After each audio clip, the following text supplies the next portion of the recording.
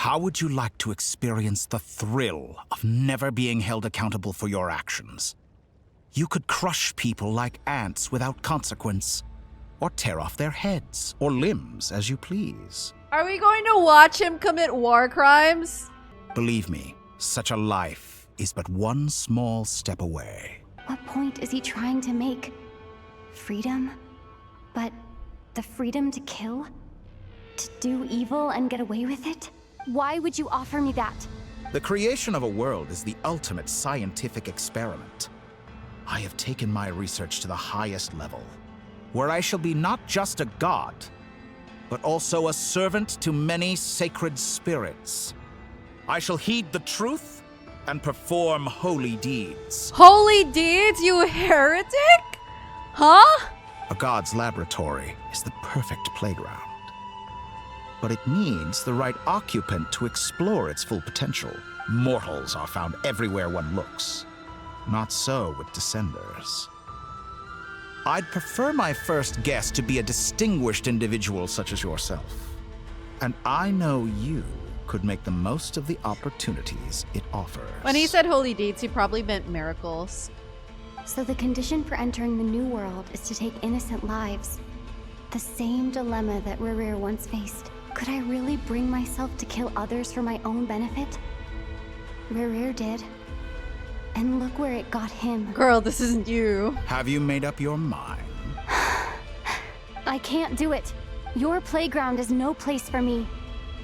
You're putting your hopes in the wrong person. But we both know I'm not quite the hero you say I am either.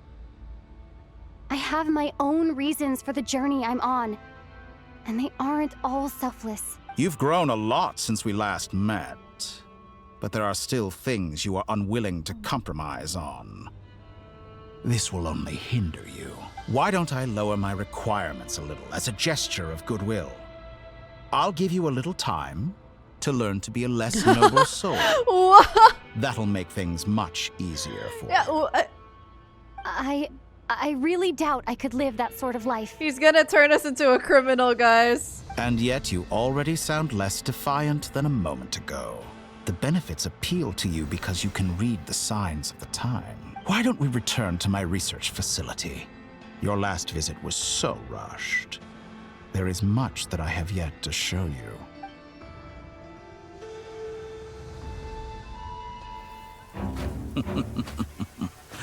Now to that question, Heroes don't attack from behind. Guess I'm no hero. This is most disappointing. Oh my god! that turnaround! Holy crap!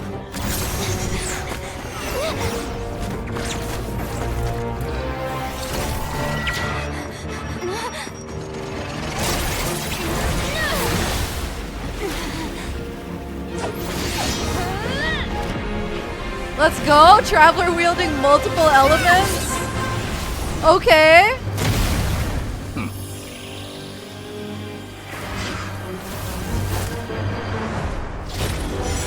Not again! Don't do— Traveler!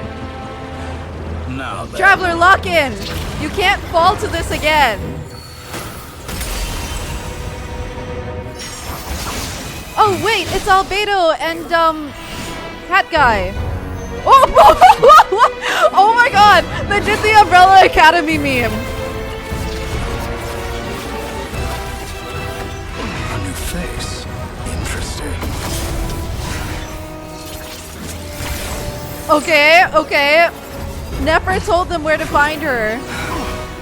They did it. It's a quick escape. Oh my god, finally. Oh my god, finally they got her out of there. Jesus Christ. He doesn't remember him. He doesn't remember him. You're still gonna call me Hat Guy after that, huh? I didn't see anyone else in there who needed saving. Ah, fair point. It's nothing. I'll be fine. Ooh. Why are you looking at me like that? Is it that shocking that I'd come to your rescue? I'm more shocked that you caught the doctor off guard.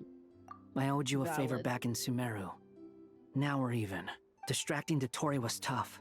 I won't lie, he's not gonna fall for the same trick twice. That was my one shot. I'd hoped to use it to take him out. Oh. Ugh. I never wanted to obliterate someone more than I do right now. Same. Dtore doesn't recognize me, but his segments were originally made based on an analysis of my operational principles. Yeah, but he deleted his segments when Nahida told him to, right? I wonder if he made new ones. I expect it's only a matter of time before he figures out what I am. So Dtore doesn't recognize Wanderer because he deleted himself from Irminsul. Yep. Did he really miss his only chance for revenge by saving me? Why the long face? Hey, I'm not blaming you, okay? And I'm not complaining either. Rescuing you and killing Dtore are equally important goals. Oh, thanks. Everyone would be pretty stuck without you. It's best you live to fight another day. How are you holding up? Are you all right? Hat Guy said to put safety first, so we agreed to run as far away as we could after leaving the energy field and only meet up once it was safe. I love Duran's energy. He's so energetic. He's so young. You don't look injured. It seems that Dottore didn't do anything to you. Yeah, he was All just right. begging. Rescue operation complete.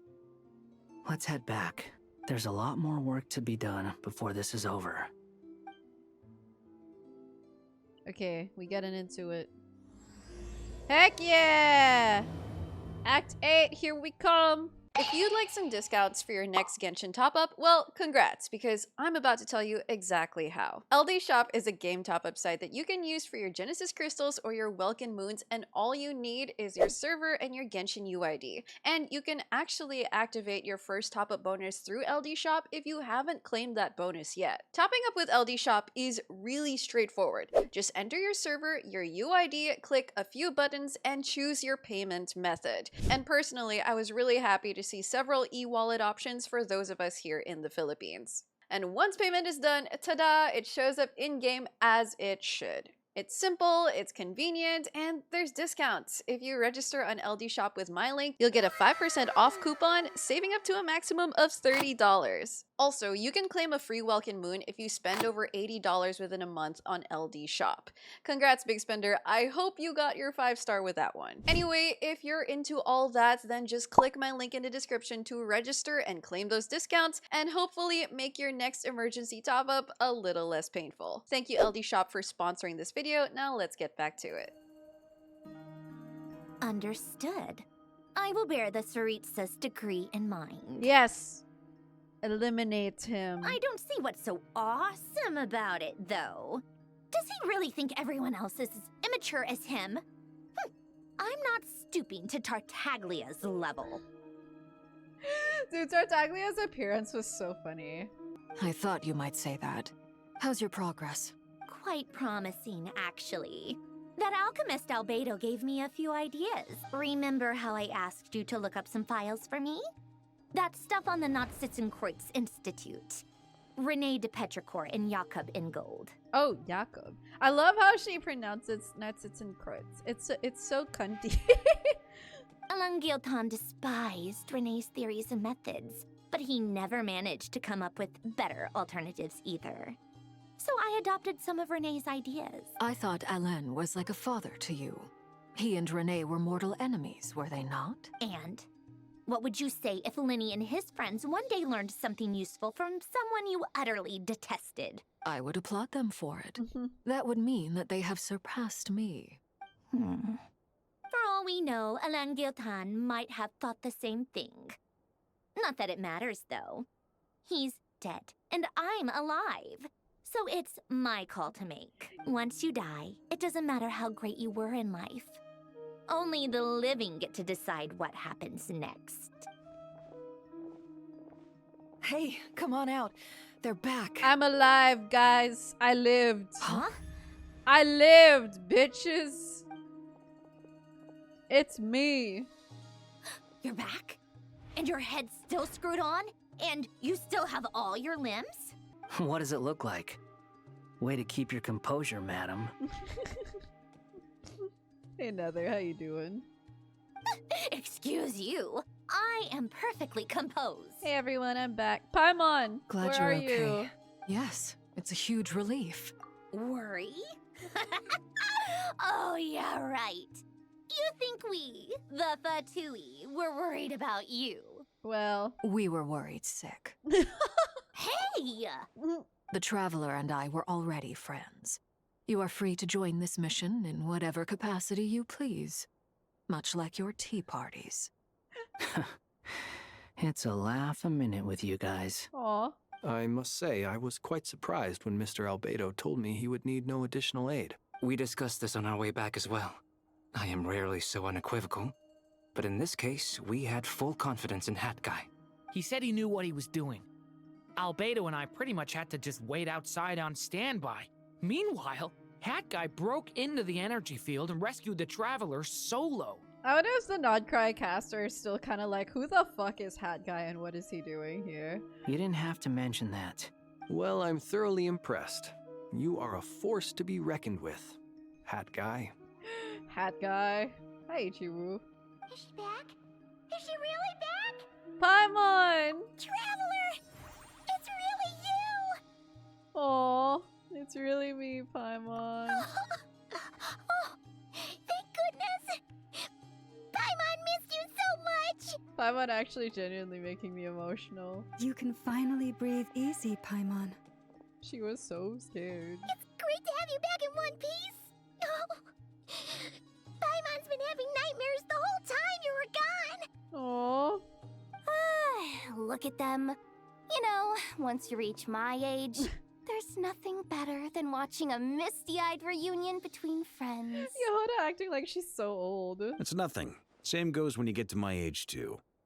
I bet Ino and Anefa would be tearing up as well if they were here. Aw. Varka, I'm not sure Anefa can cry. Oh, yeah, good point. Hey, your eyes are looking a little red and puffy. Come here. Let's hug it out. What? She's gonna get Ew, crushed.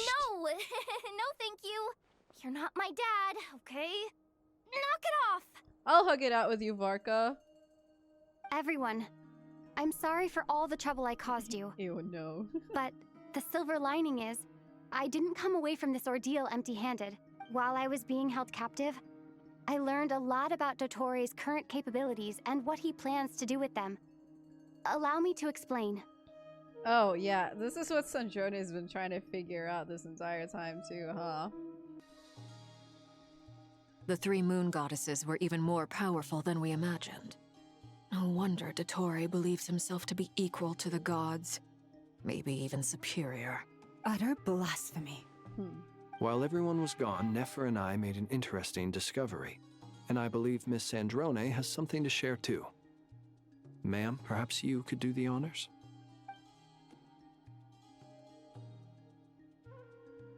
Called it.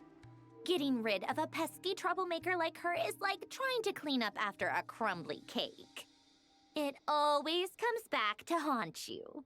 Columbina's alive! Our next step is to find a way to bring her back. A place where time flows backwards, with no destination in sight.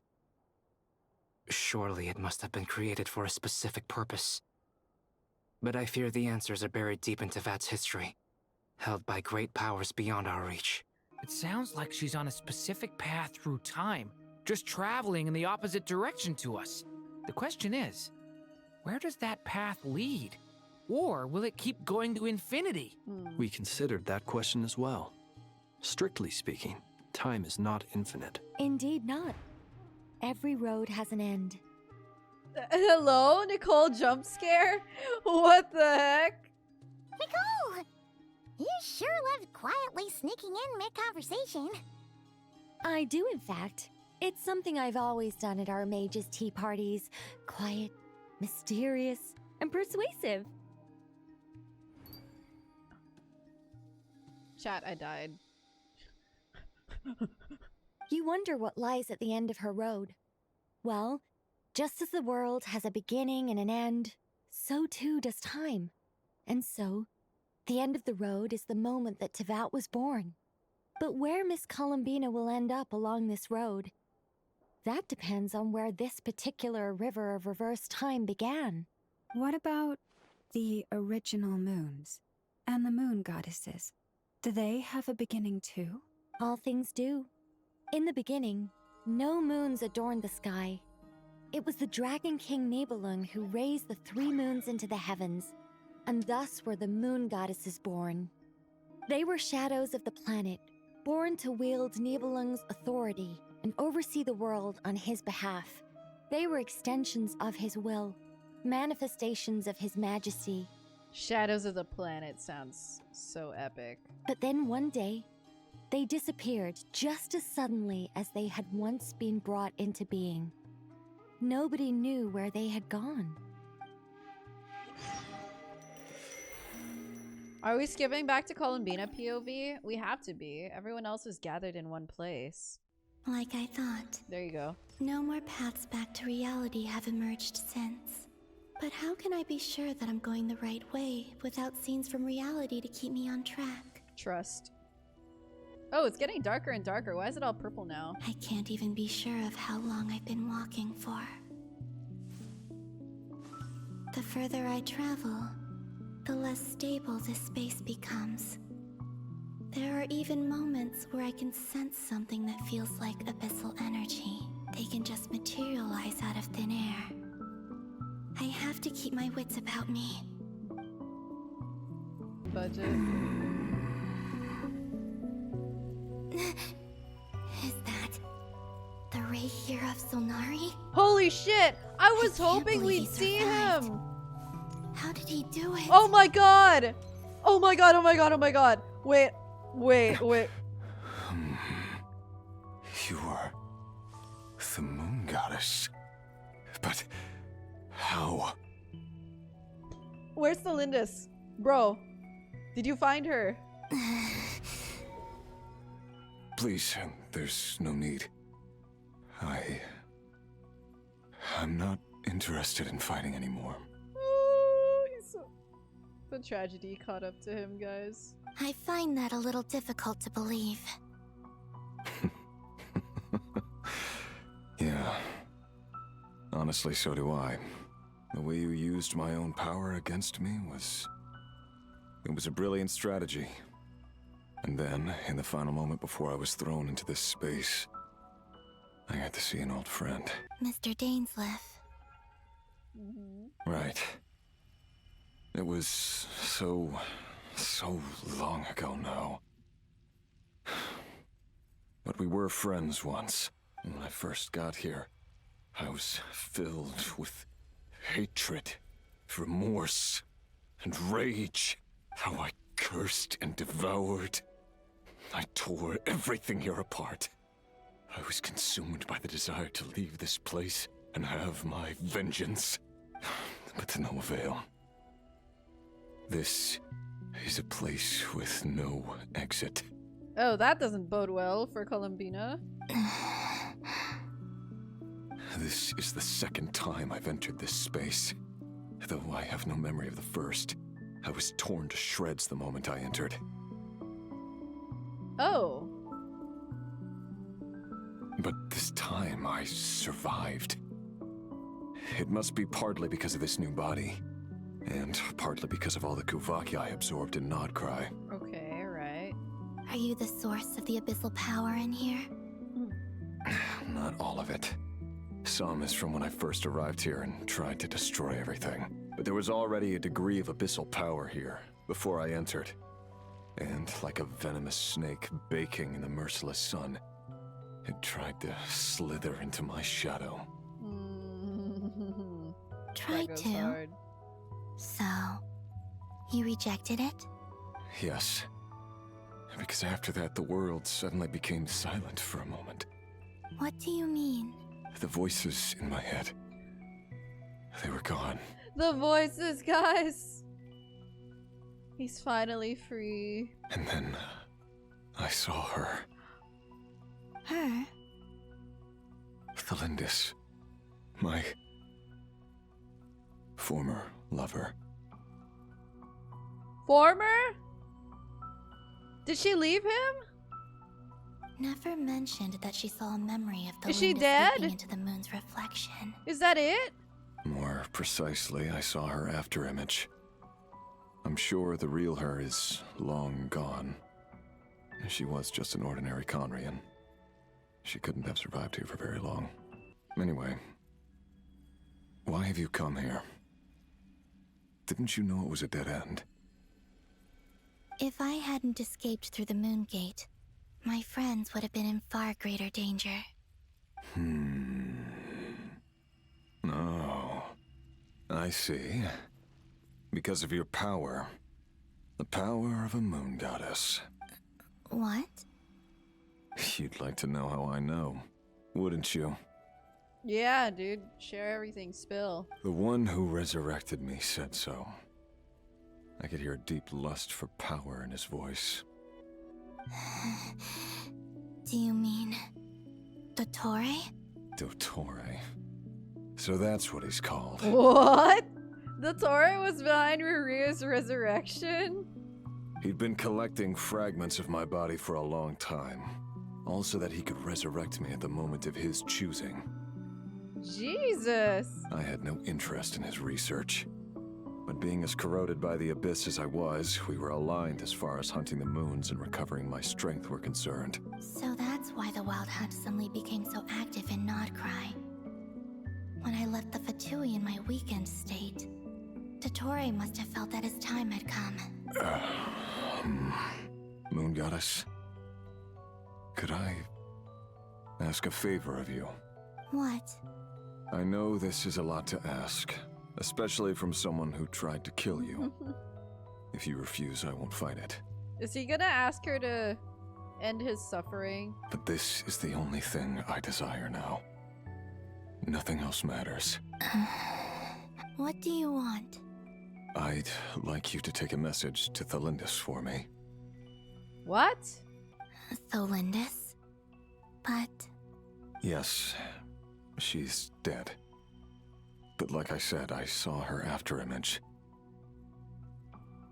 Can Colombina go far enough in time to talk to Tholindis? I can sense that some part of her soul remains here. Far, far ahead. Why don't you go and speak to her yourself? I can't. I don't know why, but I can't move freely in this space as you can. All I can see is a glimpse of her walking away. Just like the moment when I last saw her in life. In return, I will clear these abyssal obstacles for you.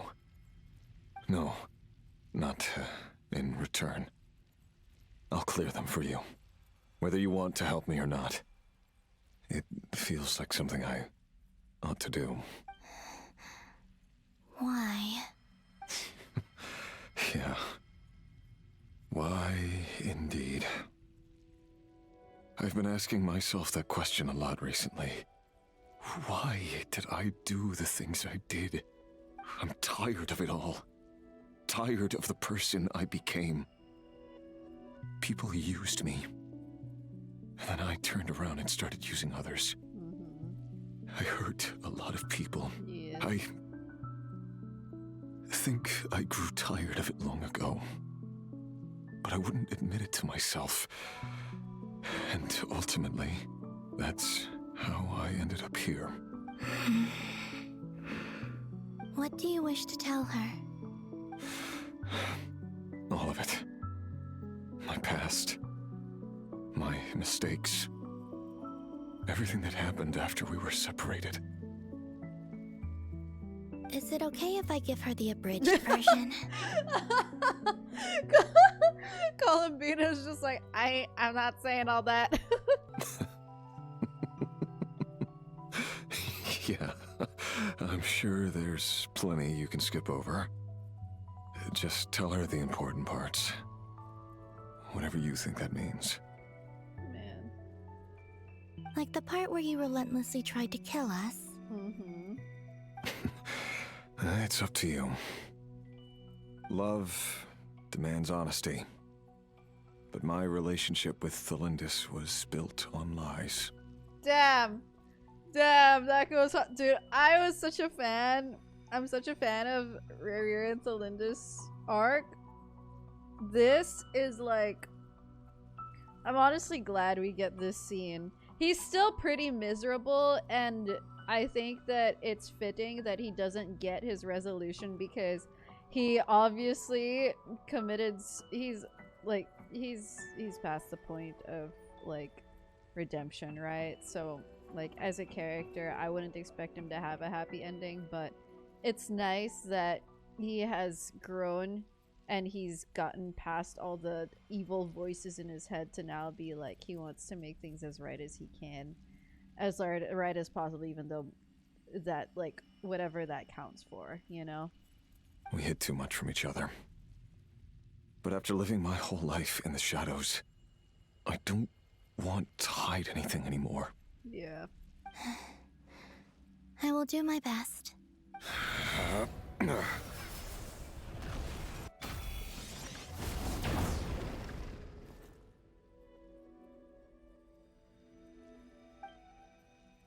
Did he clear everything? It looks like it's still there. The abyss will no longer stand in your way. Oh, okay, I guess it worked. Even though Mr. Dainsliff felt he had to fight you, I think he still regarded you as a friend. Dane? He said that you betrayed him, but he also felt great remorse at never having understood what you were truly going through. Why tell me this? Because if he'd known that someone could take a message to you, I believe that's what he would have said. Thank you. It means a lot. I know this will sound strange coming from me, but don't die, Moon Goddess. I can tell that you're determined to get out of here. Wow. That is strange coming from him, but it's appropriate. Man, I love Rier as a character. That was, I'm so glad that scene happened. Now we know what happened to him.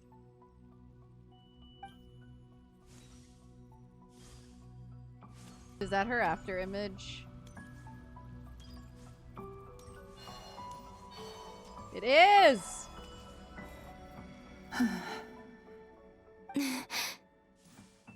Is that Tholindis? She wasn't far off at all. And yet, they can never meet. Oh, wow. Hello, Miss Tholindis. Who are you? How do you know my name? I've never seen anyone else here before. You can call me Columbina. I promised Rier that I'd bring a message to you. Rier? My Rier? Is he well? He's doing better than he was. Better than he was, huh?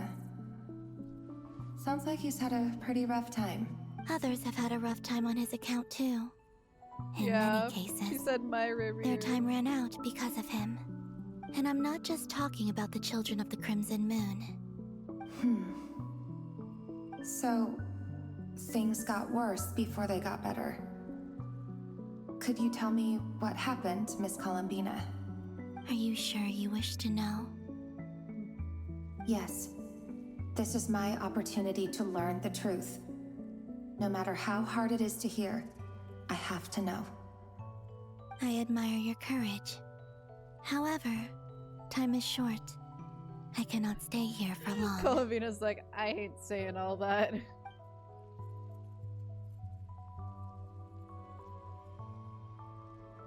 Rier had seeds of hatred in his heart, and many people nursed them for their own ends. On some level, everything he did was to try and find a way to see you again. But in the end, he came to regret his mistakes. He wanted to apologize for hiding his past from you. Beyond that, he did not say specifically what it was he wished to convey to you. But I'm sure that you've always been on his mind. You are what has kept him going over all these years.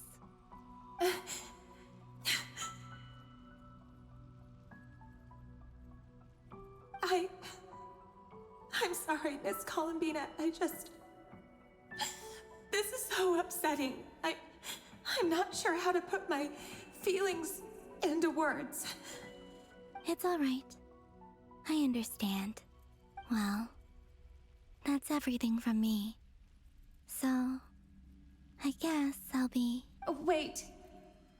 One moment. Time flows backwards here. The road ahead only leads further and further into the past. Oh, okay. She knows. Eyes off.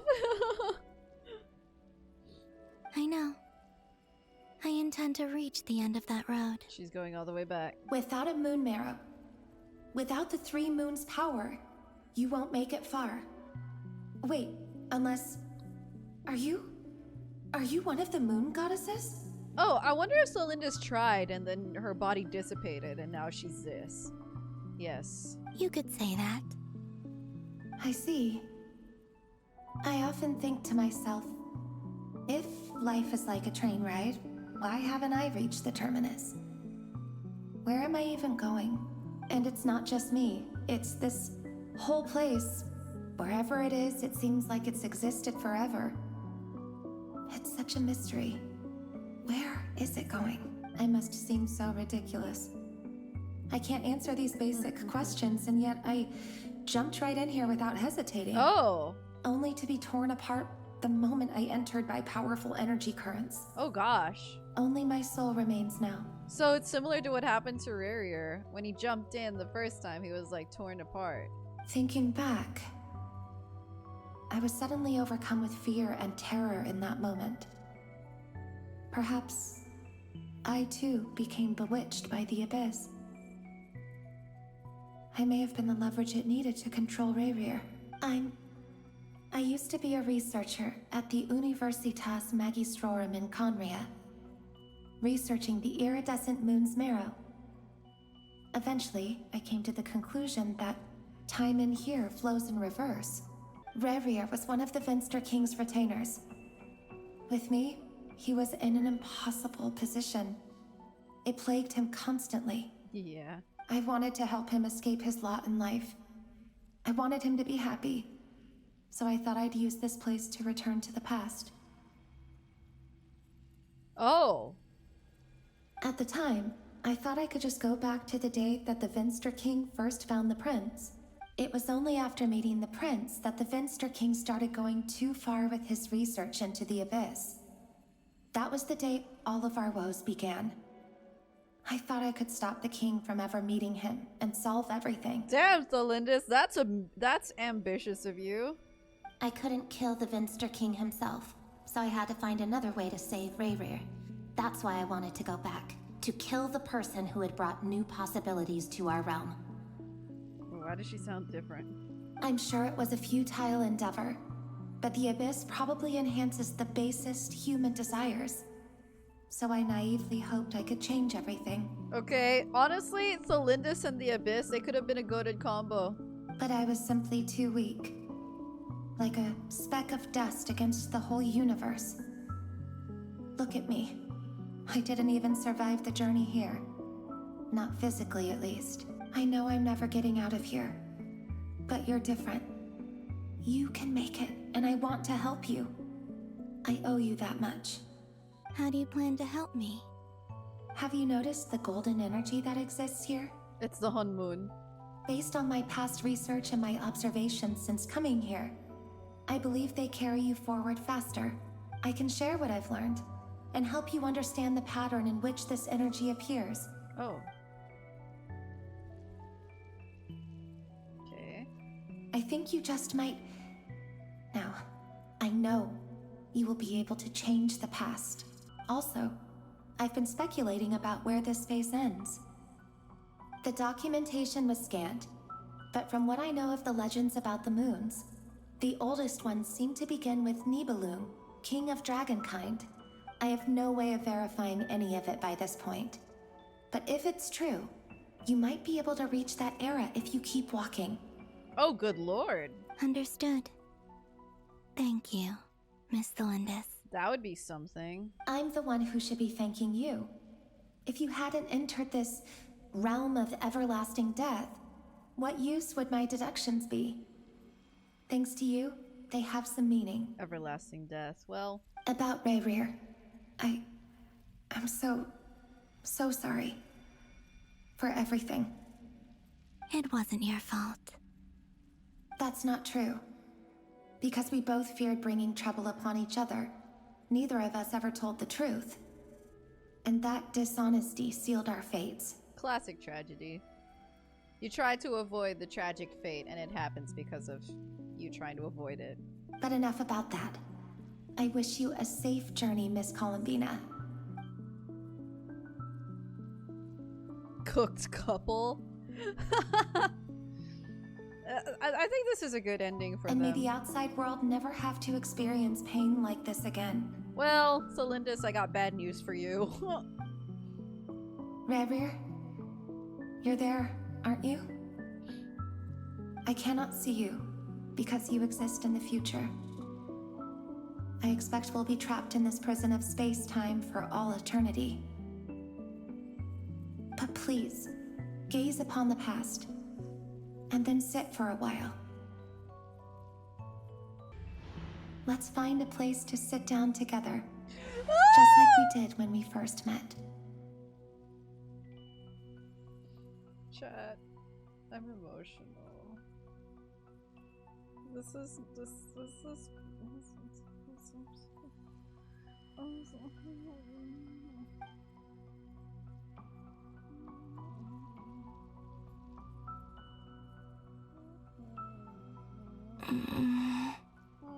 I feel like Colombina now.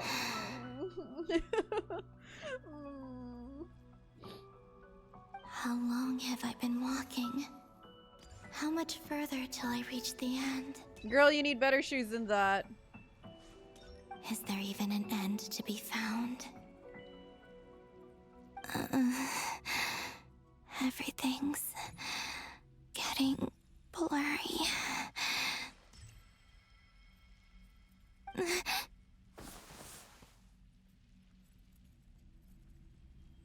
Huh?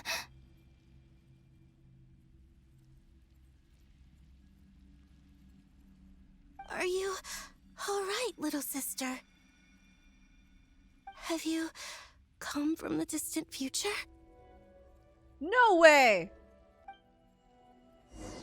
Oh, every transition is a cliffhanger. Disappear. Oh my Shouldn't it be a little harder god. to get rid of major creations like moons? The world is a vast and ancient place. On a certain scale, all life lasts for but a fleeting moment. Good lord. Oh. Miss Nicole explained that the moon goddesses likely perished in the War of Funerary Flame. The moons themselves were also destroyed at that time, save for the Frost Moon, from which a new moon goddess was later born. Am I missing something then? 'Cause the stories say that the moon goddesses were born on the moon, but doesn't Colombina say she was born in Krai? Huh. You're right. Why do their birthplaces differ? What's the difference between the two generations of moon goddesses? Also, remember what Sandrone said? Her scans detected 4 moons. In other words, 4 moon marrows. Uh-huh. But the additional one could have been Rier's artificial one. Technically, the result of the scan means that 4 moon marrows were detected and positively identified as moons in that moment. In other words, this piece of information alone isn't enough for us to know how Miss Colombina is doing right now. Yep. We have no way of staying up to date on whether she's dead or alive. She's on her own for now. But at least she's trying her best to get back to us. Yeah. She's a tough cookie. And a sore loser, too. We have to trust that she'll find a way. Because we really need her power. As much as it pains me to say it, we've got no chance of beating Dtore in a straight-up fight. He's much too powerful. It wouldn't even be close. That maniac He's a is going to god. devour everything in his path until he reaches us. We need to find someone or something that can stop him before he does anything worse. I'll be frank. Our only hope of defeating this false god is with a real moon goddess on our side. I'm not just saying this because Columbina's a friend and I want her back safe and sound. It's just the truth. Well, good thing Colombina is going to meet the Moon Sisters and bring back 3 moon goddesses to defeat Dtore. And I know that even she was no match for him when he attacked, but I don't have a better solution. We're not giving up on saving her, whether she can defeat Dtore or not. Right. Don't worry, Miss Sandrone. We're all aligned on saving Colombina. No one's trying to argue that we can only justify saving our friend because it will help save the world. This is about multitasking. We want to save both. So, she's more than just a moon goddess to you guys? Yes, Sandrone. So, and she is to you too, so you can drop the act. Absolutely. Duh! She's part of the gang! And you are too, you know. Yes, I know. You don't need to labor the point. I knew that the moment I came running over with my documents that I was part of the in-group. I mean, if Arlecchino can fit in, I certainly can. Anyway, as for how we get Colombina back, I've been working on it constantly. But I think I'm still lacking certain information about the moon. I'd probably get there if I could continue my calculations, but the problem is, I've run out of computing power. Okay. Computing power? You mean you need more energy? Guys, how many GPUs does she need? No, the issue isn't energy, it's processing power. There's so much data to get through that the whole process has just ground to a halt. Oh god, she's gonna make the prices of water skyrocket with her GPU collection. That's a tricky problem. René de Petrichor of the Nazissenkreuz Ordo once foretold the fate of the world. But I don't know how he did it. My guess is that he used the primordial sea's power. However, that won't work for me. His methodology was vastly different from my own. What's worse, they're incompatible. And to top it all off, we can't even leave Krai. Ugh, this is so annoying. If I'd known we'd run into a bottleneck like this. Well, no, the design bureau's a bust as well. Curse that Dtore! Couldn't have made this harder for me if he tried. I appreciate Sandrone for trying her best. Oh, what do we do then? How about we grab a bite to eat and take a break? Maybe something will come to mind after you've cleared your head. You don't get it, do you? I'm trying to calculate the fate of an entire world here. Oh, I think she needs more processing power than Inefa for that. And I need accurate results, not vague prophecies. Where the heck am I gonna find the computing power for that? Anyway, time to shelve the discussion on technical difficulties. Being a killjoy isn't very ladylike, after all. Either way, we've done what we can. Rest well, everyone. Remember to let us know if anything new comes up. Yes, hat guy, what's the side eye? Is he hinting that we should talk outside? That was an immense side eye. Let's go somewhere a little more private. You know that Dory went back to Sumeru, right? Yes. Yeah. She mentioned she was planning to head back. Things aren't looking good for Krai. She's gone to spread the word so that Sumeru has a chance to prepare for the worst. From what I know of Dtore, there are 2 possible reasons why he hasn't made a move yet.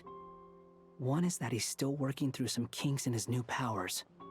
The other is, he wants to see how we're going to react. Oh. Okay, he's biding his time. He'll easily devour everything eventually. So I guess he's in no rush to make it happen. The first false god he made was me. Now it's his turn. Even though my records were erased from Irminsul, Dtore's ideas haven't changed one bit. He once told me that becoming a god was like turning yourself into a hungry wolf or giant serpent to devour the moon. Clearly, he began studying the moon goddess's powers long before he even tried making a god. Oh, even before he tried with Scaramouche. He's always wanted to get his greedy hands on divine authority one way or another. And in the end, he devoured the moon where I failed. In the desert of Sumeru, there is a chessboard built by King Deshret, also known as Al-Ahmar. I don't know if it was a real game, or if he was just trying to challenge his servants and citizens in some way, but creating games and setting rules. Gods do that as a matter of course. That's the kind of power Dtore craves. Now he has the Trilunar Authority. His power is leagues beyond the common people. I don't think there's any point in other nations rushing to the front line. They're better off focusing on defense and hoping they can fend off any threats that spill out from Krai. Either way, Dori will inform Lesser Lord Kusanali, and she will contact the other gods in turn. Yeah, good. The other gods had better be aware of what's happening here. Yeah, good we got the Deshret mention. He never fails to be relevant. The Seven will have some recourse available. If nothing else, their protection should keep the rest of the world from descending into chaos as quickly as Krai has. So on the bright side, even if Krai is doomed, your friends in other nations won't be in any immediate peril. That's good to know. But I'm not ready to give up on Krai yet. There's a word for people who refuse to let anything go. It's called being greedy. Oh my gosh, he's so funny. He just called us greedy. Okay, buddy. Maybe it sounds greedy to you. And probably naive too. But whatever you call it, that's what gives me the determination to keep fighting. Battles are fleeting, but the will to fight is a long-term commitment. Give up for even a moment, and your resolve will shatter. Why do you always feel the need to do the right thing? No one is born to be a savior. I mean, who's gonna criticize you if you fail or give up? Don't take this the wrong way, but Dtore said something similar to me. I guess the Fatui attracts people who don't believe in saviors. That's funny. Not necessarily. It's less about belief for me. I just want to know how determined you really are. After all, I don't owe anything to anyone else here. Only you. You look kinda worried. If your arch-nemesis was about to achieve their ultimate goal, I think you might feel a little worried too. I like that he believes Dottore his arch nemesis. It's pretty on point. That's true. Dottore is about to become an omniscient, omnipotent deity. That's gotta be a bitter pill to swallow. Like the worst possible Fatui to get omnipotence, omniscience, and godlike authority. Still, you're calmer than I expected. Obviously. I have to admit that my past self was a reckless fool who misunderstood not only the point of revenge, but how to achieve it. And as much as I want my vengeance, I know I'm not gonna get it by acting alone. If the world's taught me anything, it's to think before I act. Too bad it never taught me any other virtues, though. So, I am going to destroy Dtore, no matter what it takes. Whoa! Dude, he kind of got crazy eyes for a second there. Look at him. So, what's your plan? I'll get to that. First, tell me, what do you think of Sandrone? She's funny. Just like Paimon said, she's a friend, part of the gang. How much do you trust her? This is a serious question. Think carefully before you answer. Although she's with the Fatui, she has her own values, and she's helped us a lot. If nothing else, she's clearly going the extra mile for Colombina. I see no reason not to trust her. If you say so. In that case, the three of us need to talk. Oh. I have some thoughts about her computing problem. Oh, okay. He was asking our opinion if it's time to spill the beans. It can be solved. All the beans. But it will come with a cost. How much? If I can afford it, I'll cover it. Sometimes your heroism really backs me into a corner. You know that? Traveler's loaded. Come on. Let's go talk to her.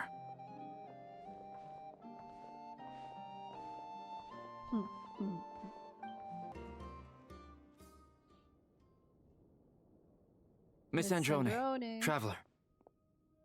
Hey there. Paimon's here too! She was just helping them sort through their things. How did your chat go? That was fast. The call only just ended. Well, you said it was urgent, so we got here as quickly as we could. Albedo, I have some alchemy questions for you. I see. Looks like my knowledge proved useful after all. Yes. What are Sandrone's notes If saying? I might ask, what is the end goal for the modified formula you'll be using? I needed to predict the future of the entire world. But I've run into some teething issues since trying to implement Renee's theory of the four orthants. Why does she want to predict the future of the entire world? Is she trying to figure out if the world will indeed end with Dtore, or does this still have to do with finding Colombina's space? I see. I'll have a look at it. Still, computing power is the real issue here.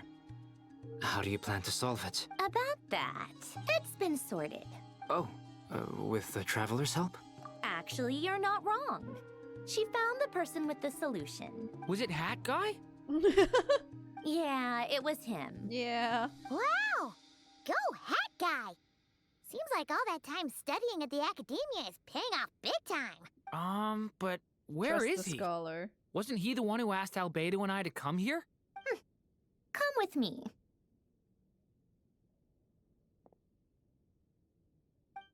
Why did it hang? Hat Guy? What's happened to him? Hat Guy GPT. Hat GPT. Hat Guy, can you hear us? No response. I guess he's in hibernation. Hat Guy mentioned that he was a puppet. It seems that his functions are currently shut down. I presume this has something to do with the solution to your computing problem. That's right. He and the Traveler came to see me. Okay. Wait, what? You have a solution? Would you calm down? Why do you always react so hysterically to everything? Excuse me? How would you know?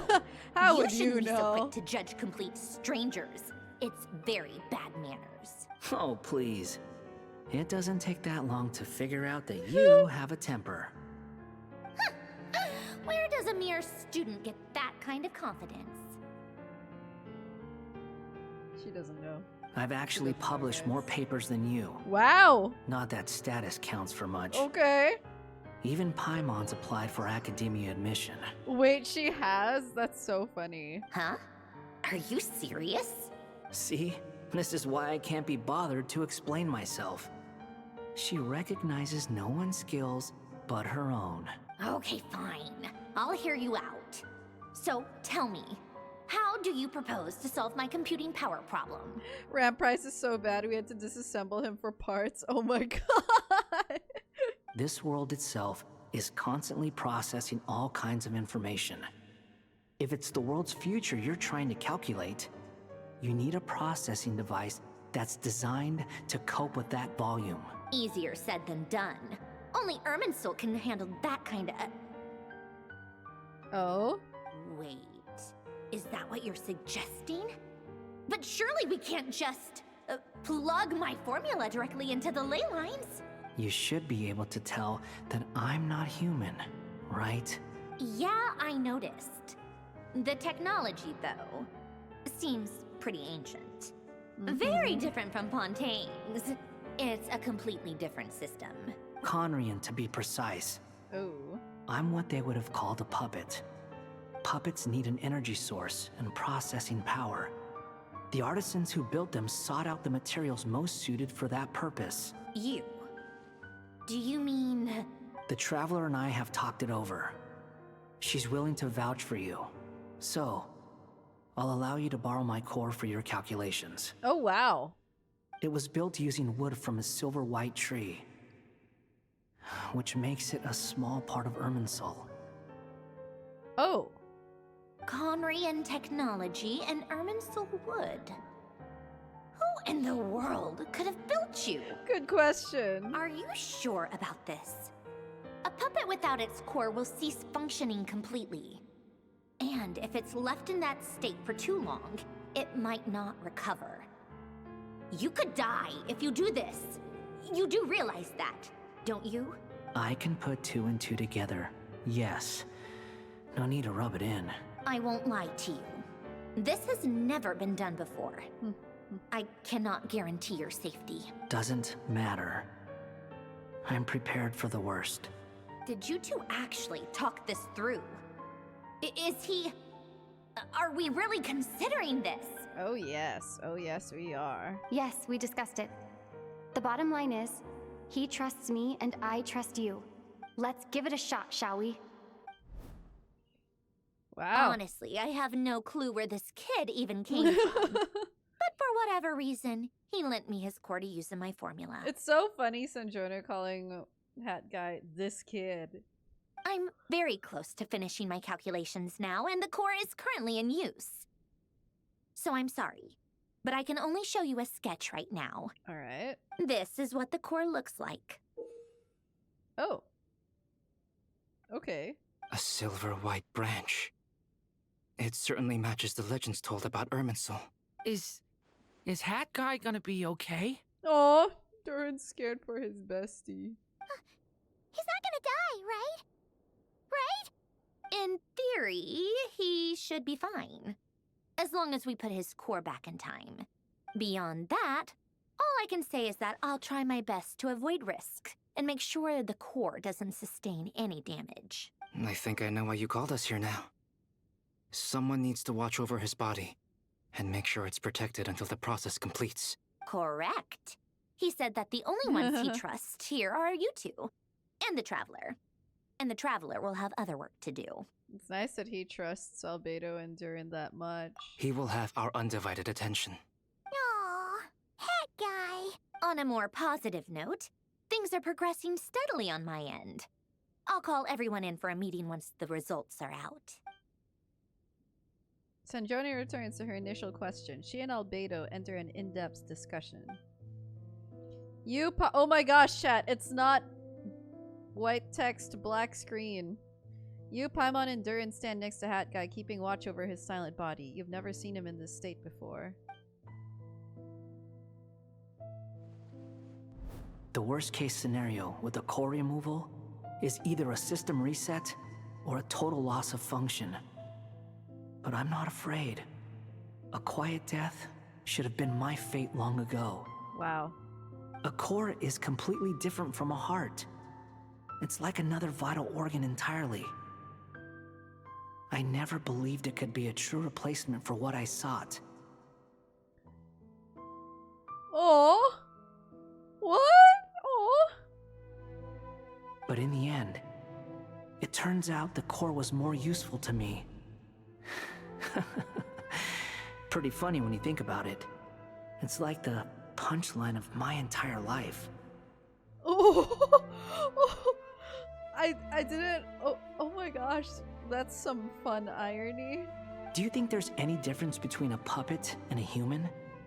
If not, then this would just be another samsara. I have already experienced both a past life and a next life. Part of me wonders whether I'm only capable of making this decision because I've become a real human. What's with that expression? Isn't this a good thing? Aw. Sandrone will succeed, won't she? She has to. Wow. That was some fun introspection. She will. We all have to persevere until this is over. That's right.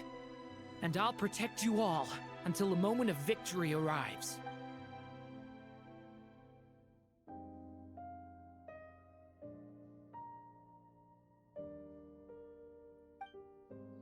Dtore's words echo in your ears. These 4 divisions anchor the world and shackle those who live in it.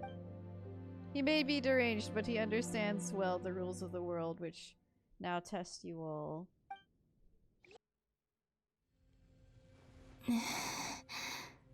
Who are you? Take a good guess, girl. Call me Sonnet. Oh my god. You have the same power as Canon.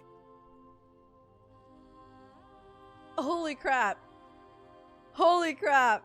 Her eyes. It's actually Sonnet. Holy shit. And she goes by Sonnet. Oh my gosh. Sonnet. So, you're the goddess of the iridescent moon? Oh, goodness. You recognize me? Well then, what's your name? She sounds so friendly. Columbina. Columbina Hyposelenia. Hyposelenia? What a lovely name. Did you choose it yourself? It was a joint effort between me and my friends. Friends? You mean your friends in the heavens? No.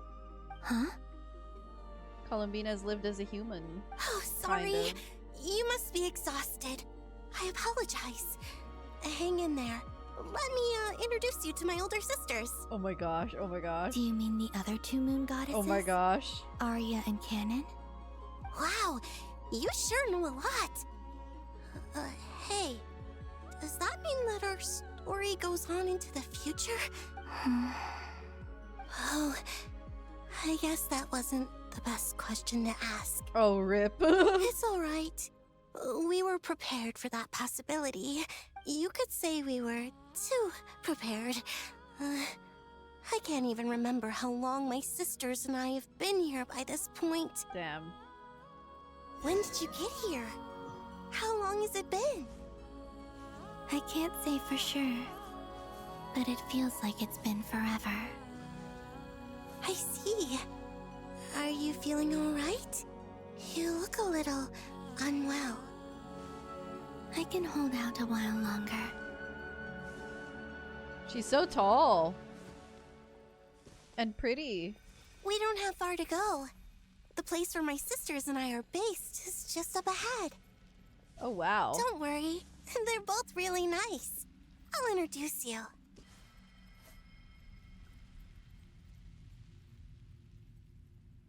Sisters! I'm back! And look who I've brought with me.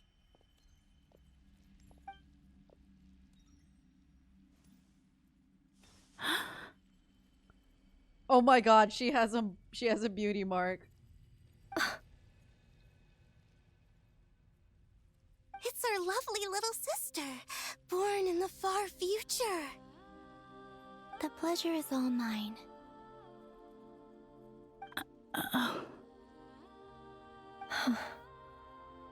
Allow me to introduce you to Columbina Hyposelenia. This is Arya, the goddess of the eternal moon. I'm an Arya stan, guys. And this is Canon, goddess of the frost moon.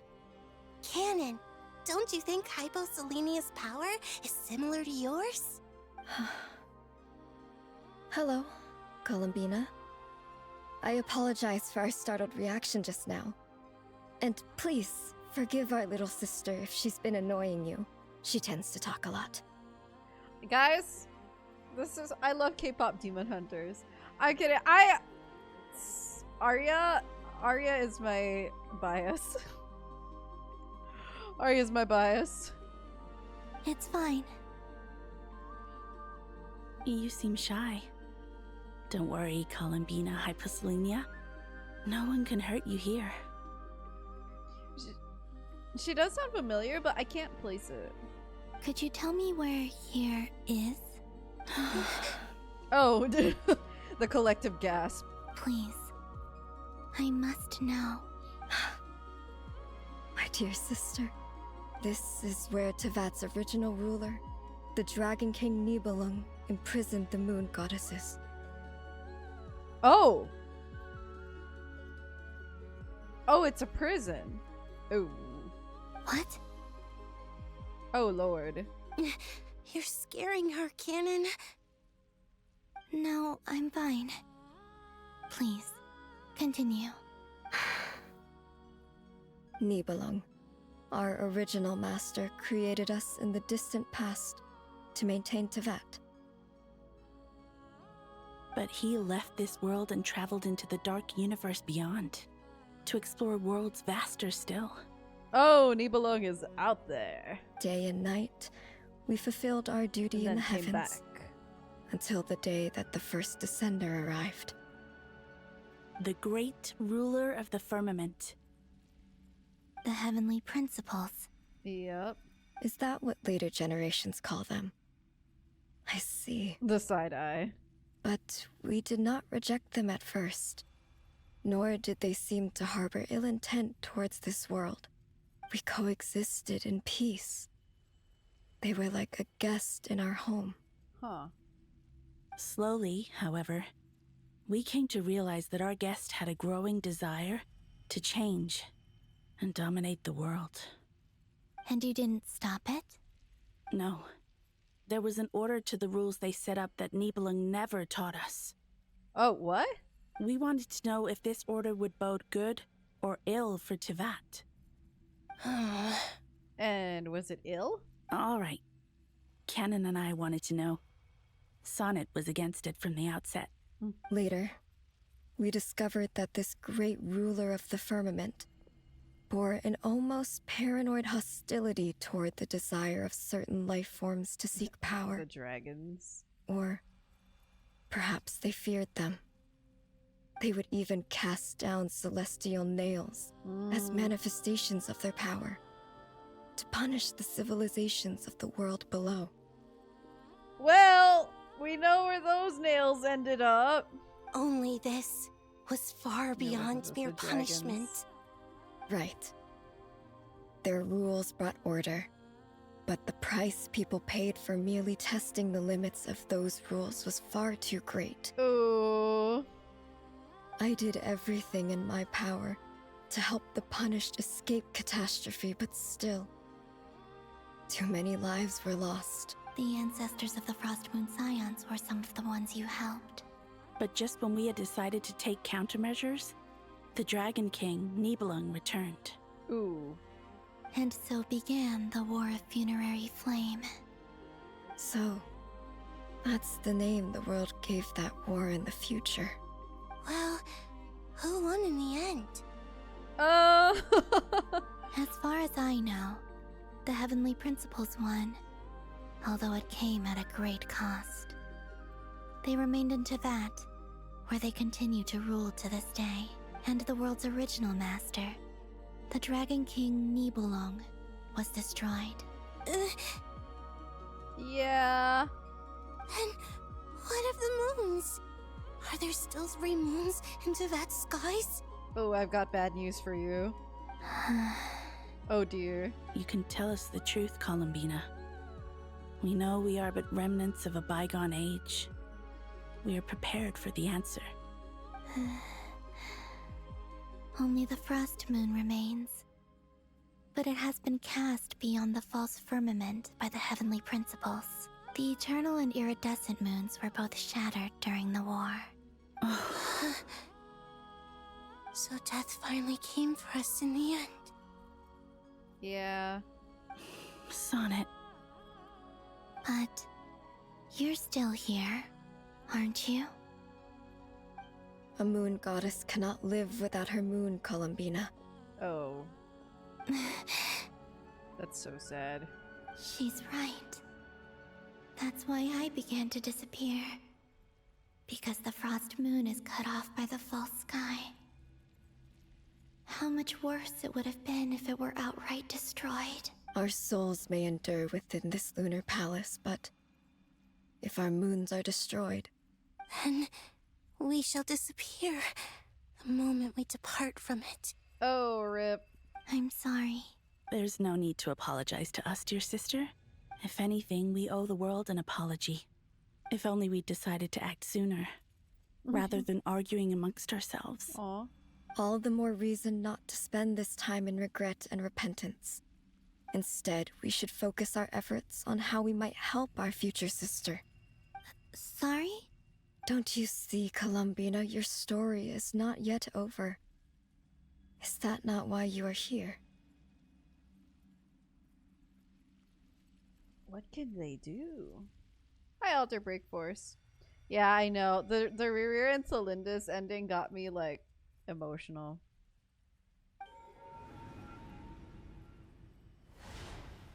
No! No, no, no, no, no! They It's changed done. the scene again! Please! I want them to keep talking! Initiate numerological array. Continue running primary process. Calculate the world's fate through extrapolation. And identify nodes of potential change. Secondary process? Scan for moons. Still 4. The number of moon marrows hasn't changed. Wait, let me think. Is it possible that there's something I've been misunderstanding about the moons all along? Such Variables. Variables in the world. I know where potential variables within the world come from. So what about the moons? Are there any variables there? Like their life or death, for instance. What if being alive or dead makes no difference to a moon? But that's so strange. Even immortal gods can die. Why would the moons alone be... Wait! Wait! I've got it! I've got it! If alive or dead is considered a variable, we might have had this wrong the whole time. No one ever said that a moon marrow equals a living moon. We just made that assumption ourselves. So this is where she finds out they're not... They still exist, but in the space where Colombina is. Initiate secondary process. Scan again. This time filtering out interfering perimeter. Moon marrow. I don't care if they're natural or artificial. Get them out of my search results! Why? It says 3 moons still exist in Neuvillette, even after excluding the moon marrows. But we know for a fact that 2 of them are dead. What? Redo the scan. Narrow the results to living moons and real moons. No, scrap that. Narrow it down to moons that have lunar authority and remain alive. Why? Why is it still 3? What is this, Columbina? Has the world lied to us? Or are you the one pulling the wool over our eyes? What was that lighting change?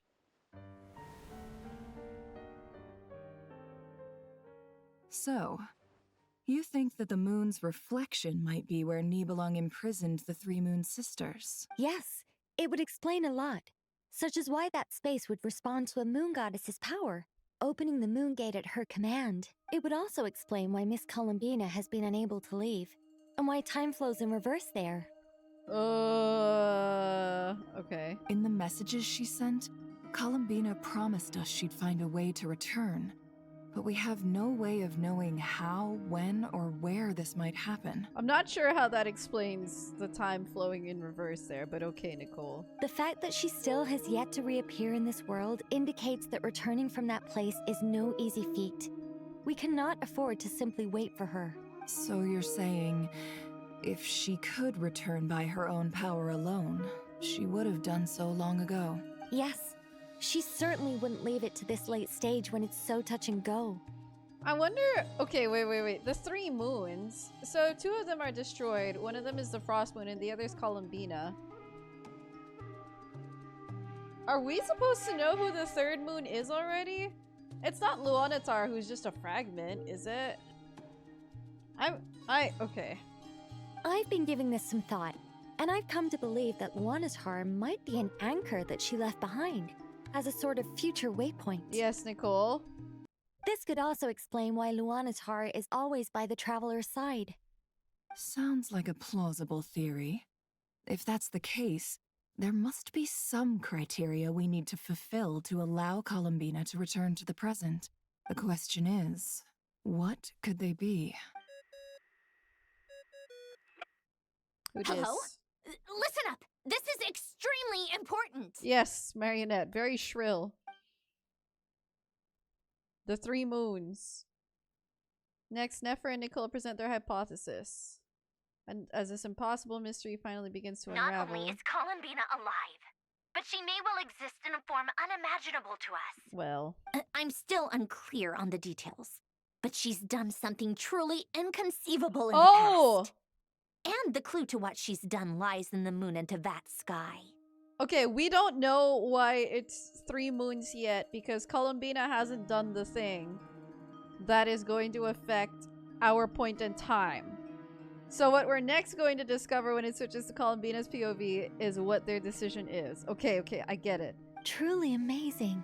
Oh, I'm so delighted for her. I'm sure we all feel the same.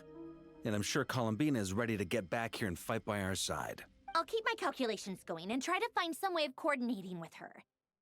But that's not an excuse for everyone else to slack off, okay? All of you had better keep trying to think of solutions. How can the dead moons still live? And Luonatar. There we go. It's hard to believe that's what will happen in the distant future. Our authority is linked to the most fundamental rules of Teyvat. I suppose it's no wonder that many would covet that power. I didn't realize that when you said friends, you meant people who live down in Teyvat. That's so lovely. I always wanted to go down there and have some fun.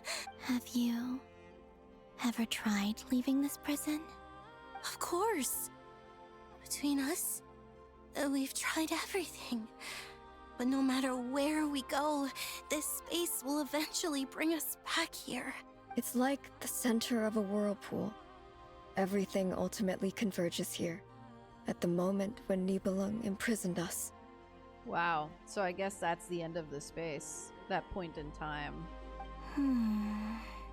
In that case, have you tried using any of those pathways that connect this space to the real world? Sorry? What are those? what are those? They're passages through which you can make small-scale changes to reality by using Kuvaki. Or am I the only one who can use those passages? Because part of my soul remains in reality. Kuvaki. What is that? You don't know? It's a unique kind of elemental energy found only in Krai, the land from which the moons arose. Oh. Well, it's true that the moons first rose up from the part of Teyvat you say is called Krai. But there is no difference in the elemental energy between there and anywhere else. Really? What? What? Could you show us some of this Kuvaki? Hyposelenia? Maybe if we see it, it'll make more sense. Okay.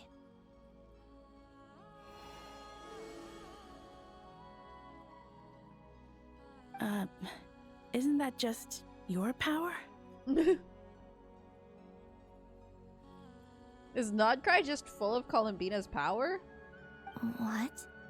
But it's everywhere in Krai. In the air, in the land. Even the creatures who live there have adapted to its influence. How curious. This Kuvaki certainly did not exist anywhere in the world before we were imprisoned. Oh. Let alone influence living creatures. So, how exactly does it affect them anyway?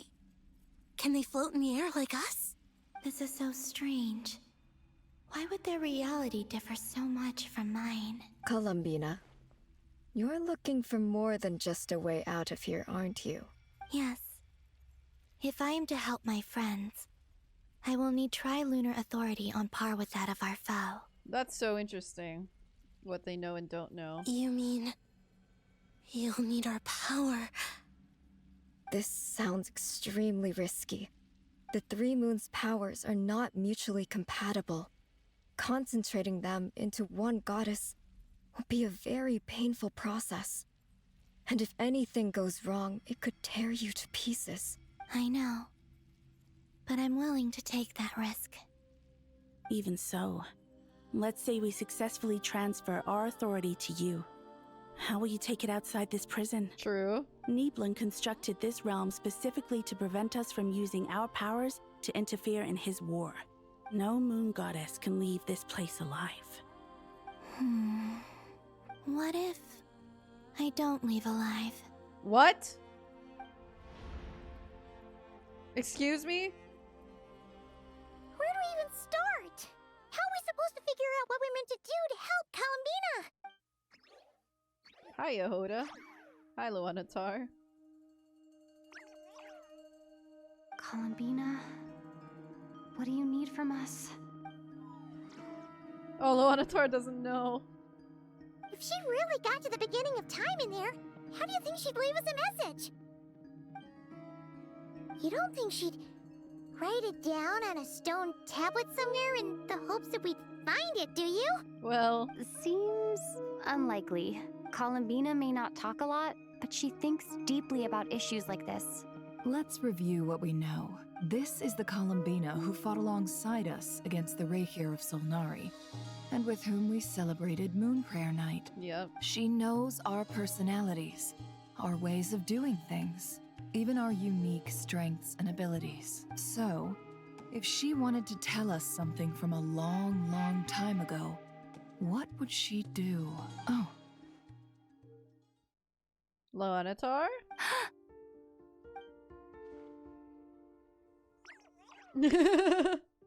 Yeah, they got it. Traveler, you once said that those golden ripples also appeared when Luonatar was born.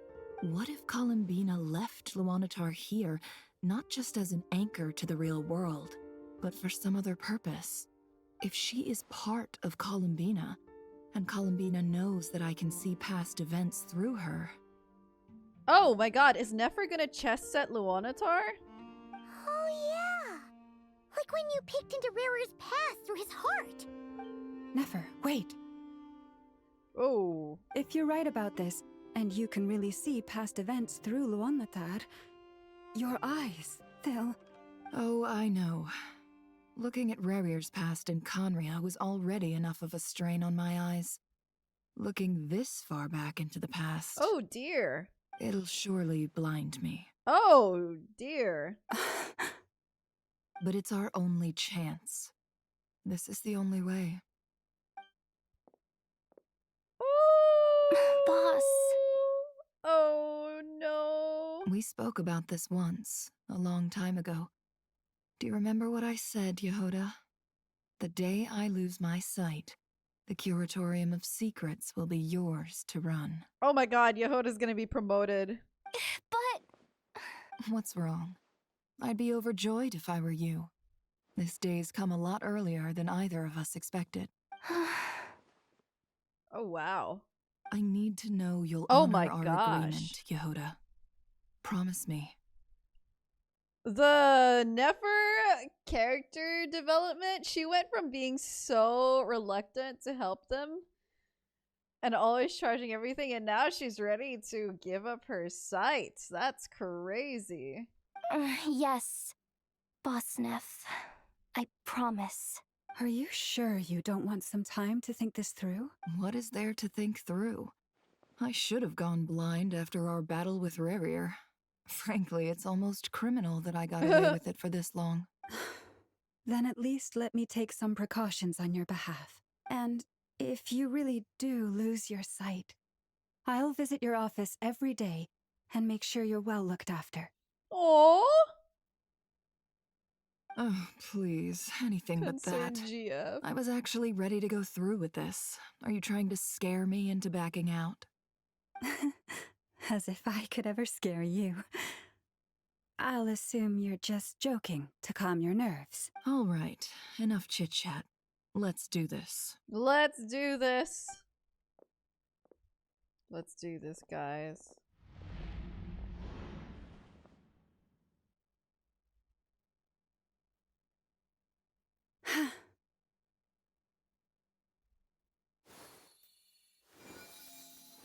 It's okay, Llama. As long as Nefer has you, she'll be dealing so much lunar bloom damage. All done. Good. Now give me some space. Come on then, little one. Show me what happened in the past.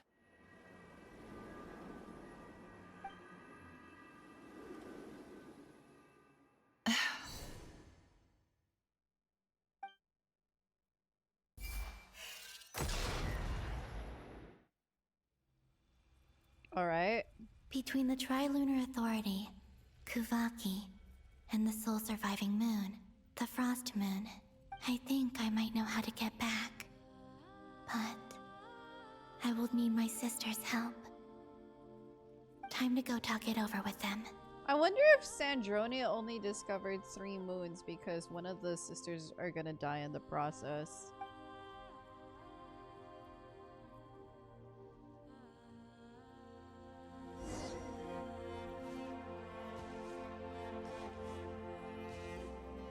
Hi, Sean. Have you decided what to do? I hope it's not too dangerous. You really scared me when you said that thing about not leaving here alive. Come on, let's go find the other 2.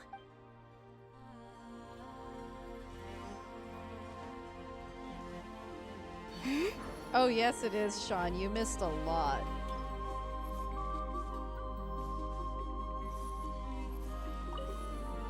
It seems you have reached a decision. Arya, my bias. I'm all ears. What do you propose?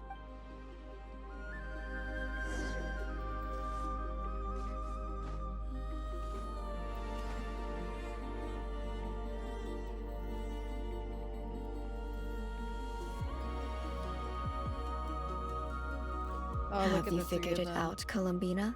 They're so majestic. Tell us, how do you plan to leave this place? I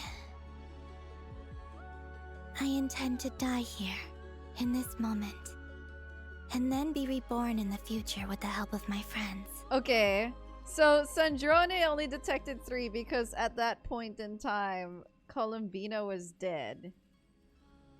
And then she's going to be reborn there. What? What are you saying? How can the dead be reborn? And how will you inform these future friends of your plans? You can't exactly leave oracles. Nothing can escape this place. Not a single ray of moonlight. And even if you found a way, what if they never find the message you left for them? You'll... No, that won't happen. Come again? Come again? What? They will find my message. I'm sure of it. I'm not following. How exactly will you achieve this? It's quite simple, really. First, I will leave my soul here. Oh my god. She's just gonna detach it. I see it. Your soul? You mean your divinity? Yes. I once left a portion of my soul in the future. One so small that this prison barely noticed anything. In this very moment, she can resonate with my soul across time. When the time comes, I believe that she can serve as an anchor to pull my soul from here back to the future reality. Just as gravity connects the world to the moon. Huh. Exactly. In the future, where I came from, the moon has been cast beyond the false sky, but I can still feel that it is there. In a similar way, I can feel a connection to the soul fragment I left behind even now. My friends can use it to detect my presence. But how do you just leave your soul here? Is that even possible? Same, Sonnet. On my way here, I met an ordinary mortal who entered this place long before I did. Her body is long gone, but her soul remains. And before that, I encountered an old enemy whose entire soul survives here intact, while the power that once corrupted his body has faded away. So, perhaps this space is specifically designed to imprison divinity and authority, but not the physical body. Interesting. Hi, Zayos. Still, even if your body can escape, would it not just be a lifeless husk without the soul inside? She's gonna do reverse Rier? Rier-ish? Wait, is that what you meant when you said you wouldn't leave alive? They just need to return the body. The soul comes after. Yes. I shall turn my body into moonlight and pour it over Krai. That power shall protect the land and quietly blend into it, awaiting my soul's return in the future. Whoa. Whoa. That's crazy. However, I cannot do this on my strength alone. I would need your help to do this. So I'm humbly asking for your assistance. Oh, dear sister. You need not be so formal. As I said before, we are but remnants of a bygone age. You, on the other hand, were born alone in that distant future, and you have walked a long and lonesome road since then. How could I bear to let your story end here in this dungeon? So that's why Krai has Kuvaki? Because the Kuvaki is actually Colombina's body? Theory? Don't forget, we are your sisters, your family. Arya's right. Actually, I've always wanted a little sister. Can you imagine how it's been for me? Getting nagged by 2 older sisters all the time. Oh, that's cute. We've been playing with Colombina's soul this whole time. Oh my gosh. Now, I finally get to be the big sis. And not just that, but I get to help you return to your world, too. How could I say no to that? Sonnet. Canon? I'm sorry. I know this is a bold request. The Frost Moon is rightfully yours, and it remains intact. Oh, no, please. Don't misunderstand me, Colombina. I was just thinking back on the years that the 3 of us once spent together. You cannot imagine how happy I am to hear of the future world you describe. The Frost Moon Scions, your lovely, kindly friends. For the 3 of us, whose purpose in life was to maintain the peace in Teyvat. It is a great relief to know that the people of this world live in such an abundant future. If your plan can save them, and save Krai, I will gladly give you all that I can. Besides, the 3 of us have been together since the day we were born. I could never abandon them to live on alone without them. Canon. Still, I do have one question I would like to ask you before we proceed. Certainly. What is it? Why do you cover your eyes? Thank God this is being addressed. Colombina got tired of seeing all the misery in the world. Yeah, I was curious about that too. But it seemed personal, so I didn't want to intrude. Same. There was a time when I refused to look upon the world.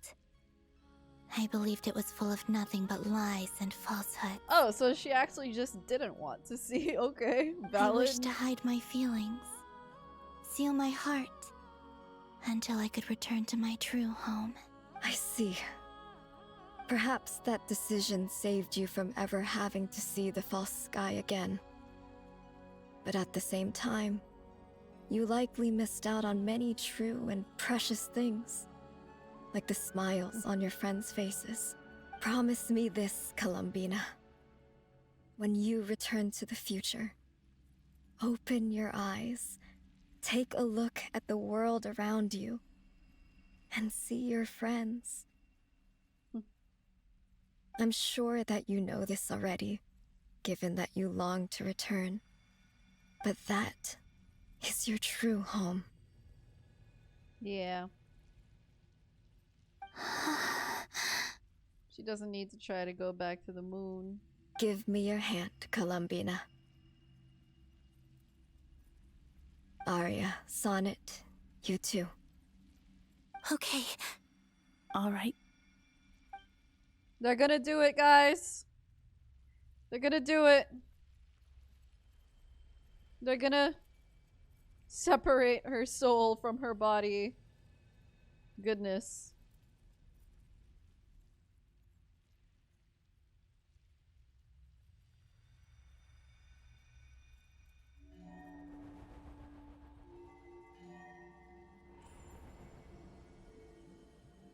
Is that all their Kuvaki? We once were the songs sung for eternity, but now it is you who must continue to sing.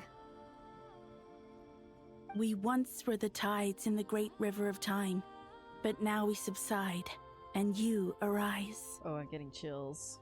We were the messengers of madness and inspiration, but now the lies have faded, and your truth must endure. We are souls awaiting the sun. You must return to be with those who smile when they see your face.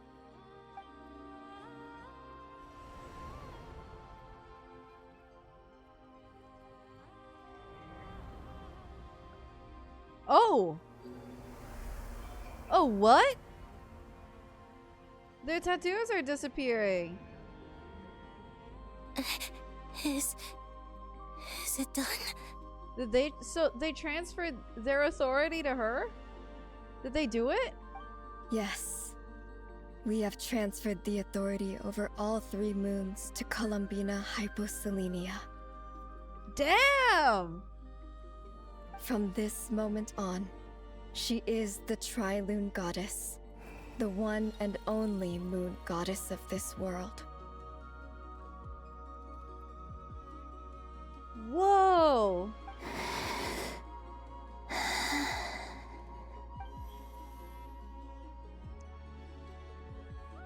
Thank you. Thank you, my sisters. Oh, she gets her gravity ripple now. Now go, and do what you believe is right, Colombina Hyposelenia. Be aware that we cannot grant you the power of the 3 moons beyond these prison walls. Oh, the conflict that arose over their remains following our disappearance will still take place. I understand. Sisters, oh, my body. It feels... Oh. Now that we have given up our power and authority, our bodies are merely mortal shells. This prison is dissolving them as we speak. No! It's okay, Sonnet. The end must come for every god, just as it does for every human.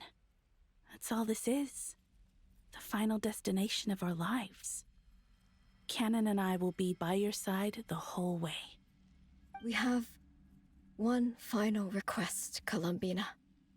Could you use the 3 moons' power to send us back into the real world?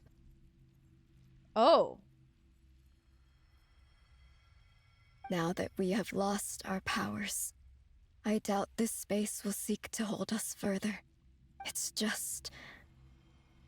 we would like to spend our final moments together in the only place we ever called home. Wow. Of course. Gladly.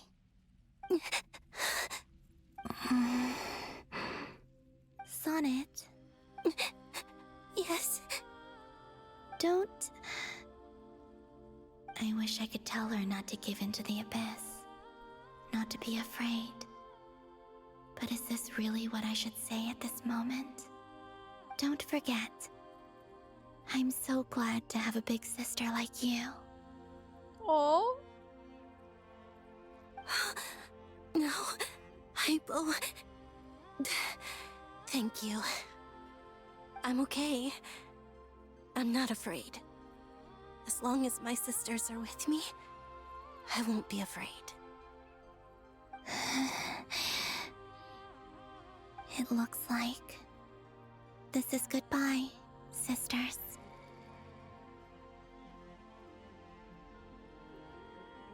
Goodbye, Colombina. Take care of this world in our stead. Oh, wow. Oh my gosh. I will.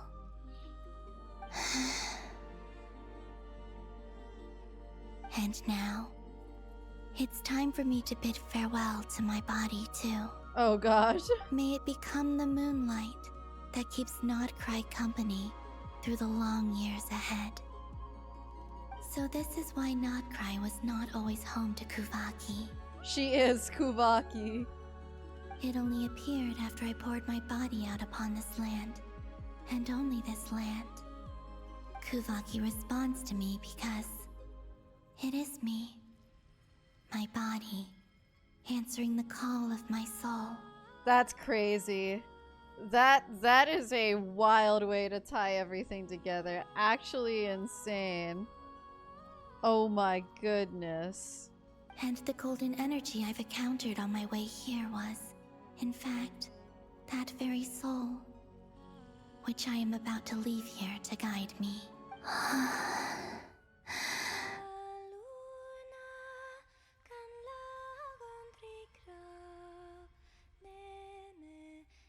O power Trilune, eternal moonlight. I, Columbina Hyposolenia, lay aside my body. Let it be cast into the dark night to illuminate the future. May it be a companion to all who dwell beneath the moon.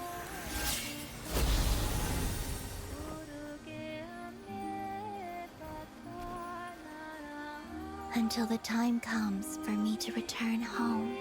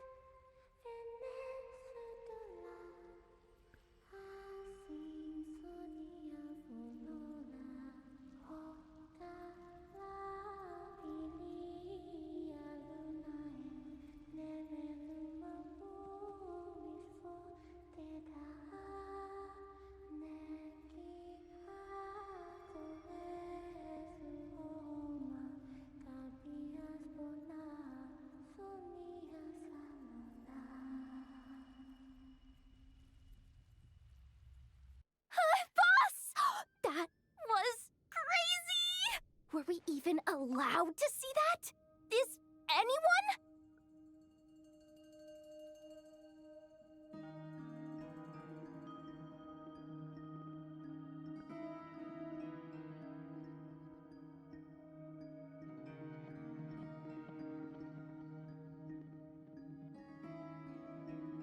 Holy crap. Can you still see? How many fingers am I holding up? I see 2 fingers, and a look of sheer terror on your face. Same. Truly astounding, Miss Nefer. Your eyes have glimpsed the very ends of the world, and yet they remain as sharp as ever. Yeah, the 3 balloons in her trailer were the 3 Moon Sisters. Yeah, definitely. I'll have to double check, but I wonder if the colors matched. Or is the credit for this miracle due to Miss Lauma? It seems that even time itself is no match for your medical skills. Surely you jest, Mr. Flins. Surely you jest, Mr. Flins. I suspect we have Colombina to thank. She must have realized the immense toll that the ritual would take and purposely set aside some of her power in the past to protect Nefer's eyes when this moment arrived. There is always a great price to pay for witnessing the truth, but it seems that this time, Colombina has shouldered that burden on our behalf. She chose the perfect method of getting a message to us. Though her eyes were always shut, she was clearly so perceptive. She knows us well. She knew exactly how we would think and what we would try. Despite being separated by time and space, we're seeing the same possibilities and seizing the same opportunities. Insane. We still don't even know if she's okay right now. But as long as there's a chance we can do something, we'll fight to make it happen. That's what the heck, man. It was indeed a paradox, but also it's very nicely done. Very nice reveal. We'll get you back somehow, Colombina.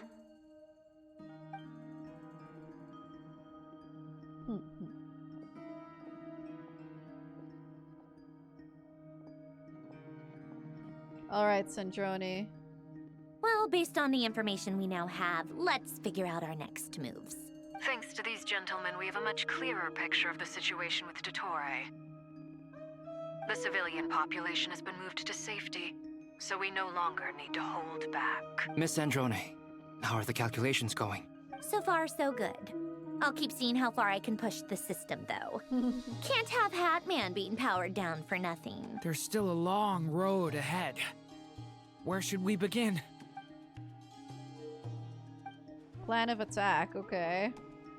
Lots of unknowns, of course. Your only chance of victory relies on everyone working together, and just maybe as a team you can reach the moon and bring your long-lost friends safely back home. Our plan is clear. Time is short, so let's get moving. There's just never enough time, is there? Time is the bane of my existence. Ugh. Anyway, I'm gonna get back to work. All right, we'll do our part too. Yeah. Alright. I guess time to see them execute their plan of attack. Albedo's theory says that elemental energy can dilute the light realm's power. Oh, Varka, are you going to unleash some energy onto it? But I'm no expert in building elemental defenses. Sounds like something out of the advanced elemental theory section of the library. Whew. Bro did not study. You seem quite troubled. Well, yeah. I mean, who doesn't get a little flustered when they're completely out of their depth? You were the very picture of confidence back when you approached the Hexen Circle. Yeah, I could have been faking it through that whole meeting for all you know. Who's to say I'm not just a ball of nerves in a charming and gregarious package? Oh gosh, really? I'm so sorry, I had no idea. Well, you're all the braver for it. Okay, cute. Still, I was much more in my comfort zone than I am here. At least in Mondstadt, you can cry for help from a cliff top and actually stand a chance of summoning Barbados himself. Things have never looked bleaker than they do now. If we don't pull this off, Tevet's doomed, isn't it? Oh, you think so? Actually, yes. Yes, it probably is. What? It's killing me that Nicole is like so chipper about everything, even this. She's like, oh, you think so? Actually, yeah, it probably is. Like, girl. It's a shame. Don't put too much pressure on yourself. Tevat has faced annihilation many times in the past, but it also gave us you, didn't it? Nicole. Nicole? Hey, don't give me that. It's not like I'm anyone special. I disagree. Every human born in this world is special. We angels have always believed that. Oh my gosh. In that case, this humble human being has a big favor to ask of you. I thought you might say that. I'm sure Alice, in her great wisdom, sent you here precisely to help us in this difficult time, yes? Human zoned? I don't know, guys. I see it. Well, that has less to do with her wisdom and more to do with my power. Of course, of course. Well, the thing is, these elemental defenses we're about to build, I don't think it's a question of if they'll fail, but when. Durin's findings from his patrols make it clear that Dtore is constantly expanding his territory. First it was his lab, then the design bureau, and now this. It's not realistic to completely stop him encroaching on the rest of Krai. Rather, our goal should be to stall him for as long as possible. Okay. If Miss Sandrone's calculations are correct, well, they're the closest thing to certainty we have in this situation, so let's assume they are. Anyway, Her calculations suggest that our best hope for victory lies in Miss Colombina's return. Yeah. It's up to us to slow Dottore's advance and buy time for her to make a return. Are you asking me to help you with building the defenses? No. I'd like you to prepare for what comes next. Oh. I really like Nicole's beret. When he eventually reaches hat. us, we will have to fight him. Yep. You were an angel once and a mage now. I'm asking you to lend us your protection. Oh, and then she goes winks on us. Oh. Can I take it that you're triggering the terms you fought for during our three-way talks? Oh. Well, technically those terms were about protecting Mondstadt. But if you're happy to agree to the change in location, then yes, let's do that. You're cashing in on this much sooner than I'd imagined. Well, yeah. She's side-eyeing The way things him. are going, I might not get another chance. Very well. The mages have heard the knight's plea, and we will respond. To tell the truth, Alice and I had already discussed how we might help you all, so I didn't come empty-handed. I always like to be prepared. Nice. Okay. This is... wow. Yeah. This is great. Wow. Seriously, thank you. Yeah, okay. It's Bill? been many long years since I had a chance to dazzle humanity with a little divine intervention. Oh my god, guys, she's bashful. I mean, to humbly She's so serve as a funny. reliable and responsible guide. She's so funny. Anyway, Knight of Boreas, please accept this gift in recognition of your great virtue. Go now. May the angel's blessing deliver you safely to your destination. Ooh. Ah, you're here. Oh yes, we are. Sandrone! How are things going? Glad you asked. You two are about to become the first people to lay eyes upon my masterpiece. Or should that be the first person and the first, specter? Spectre? Hey!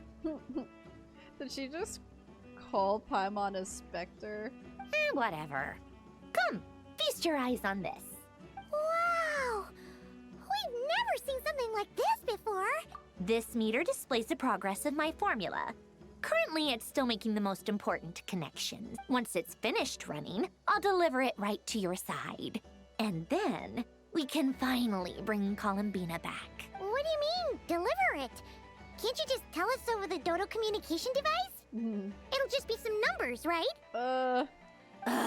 You're such a greenhorn. What is a greenhorn? This isn't the kind of formula you solve in math class. It's a highly complex algorithm capable of constructing a framework of rules. Whatever. We'll be here all day if I start trying to explain it. All you need to know is the formula must be completed before we can bring Colombina back. Got it. I'll share the data with you. Nicole's agreed to let me use her information channel, so we just need to use the Dodo communication device like so, and... It's like noob. Oh, it's like... What is it? Okay. Yeah, green. I guess green is usually for like new. Okay. There. Now you can check in on my progress. Wow! Look at that! You're amazing, Sandrone! What? It's just up here now? About time you recognized my genius. Took you long enough. Oh, that's okay. Anyway, that's all for me. You should check on the others if you have time. Make sure we don't have any weak links in the chain. That might sound harsh to you, but close supervision is a common practice in a Fatui.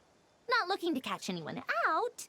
I just care about everything going smoothly. That's all. I'm kinda stuck here while the formula's running, so I need you to be my second pair of eyes in the meantime. Thankfully, Miss Nicole has come to our aid. Nasha Town is now looking very well defended. Golden Flame. Yes, that's Nicole's power, all right. Based on the latest message from Grandmaster Varka. It sounds like they've reached an agreement. The situation should be more stable with her assistance. Everyone will have at least some degree of protection. Albedo! Durin! Hello there, you two. Are you well rested? Thanks for your concern. That's good to hear. As per the plan, Albedo and I will be in charge of Nasha Town. As Dtore's energy field expands, it's creeping ever closer in that direction. But we will do our best to hold our position. We fought side by side many times before, and always with great success. I believe this time will be no different. So don't worry about us. Focus on fighting Dtore. Yep, Albedo's been through a lot with us. It's gonna go to 30%.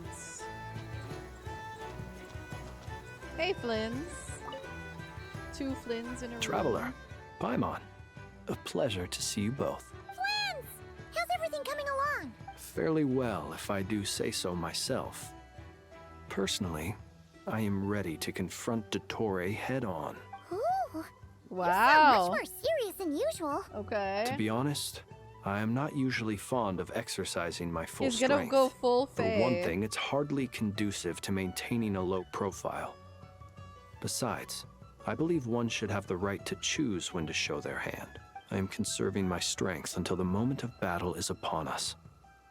Anything to boost our chances of victory. Seeing you get into the zone like this really puts Paimon at ease. Huh, Traveler? Yeah, me too. I consider it an honor to have your trust. Rest well. I look forward to seeing you both in your element during the battle.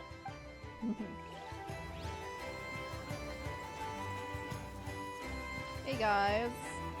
Yes, Miss Moonchanter?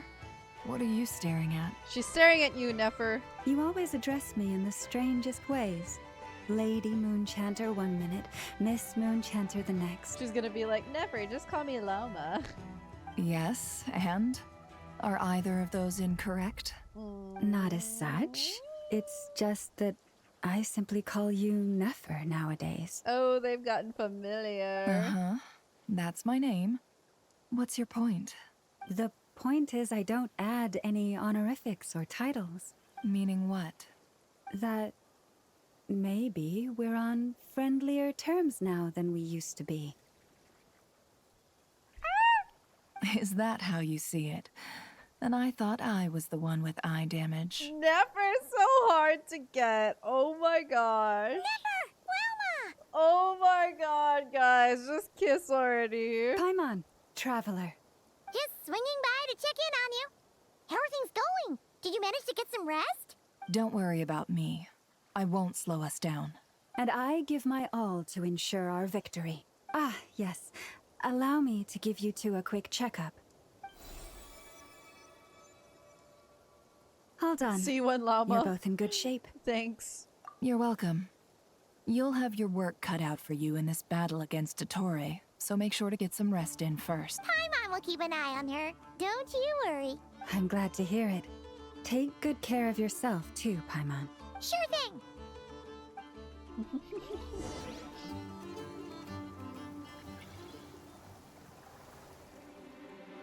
Progress. Keep going. Come on. Why is it stalling? Here they come. That's quite a horde. As we expected. Dude, this is going to like keep going until the last second. Like it's going to stall at 99 and then Colombina is going to appear right at the last second, right when everything's about to fail. We're just waiting on it. Get ready, everyone. Take your positions. There's the 30%. And prepare to engage. Let's begin. I'm at the ready.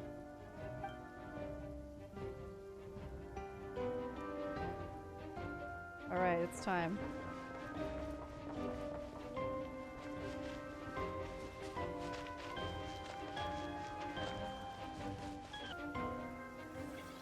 Oh, it's at 60%. Hey, Doctor. You're back. Looking well. I trust you've had a good couple of days.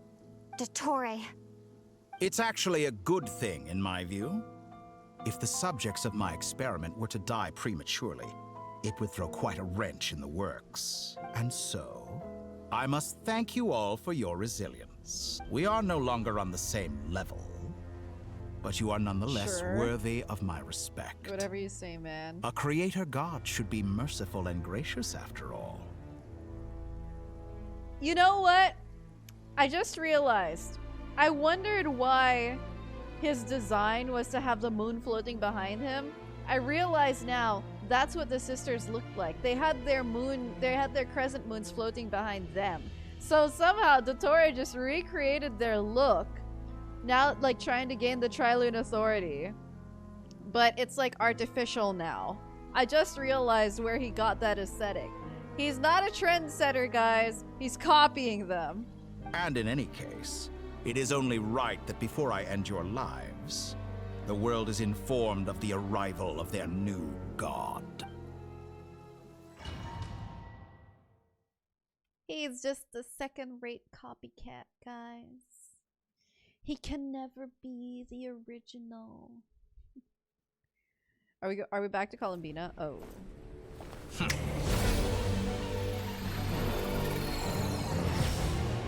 Heretic of the false moon?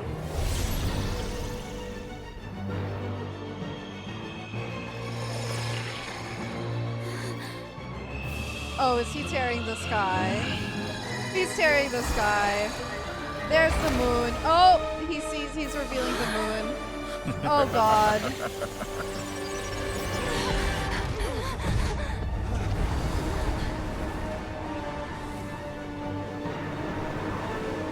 Oh, he moved us to his palm.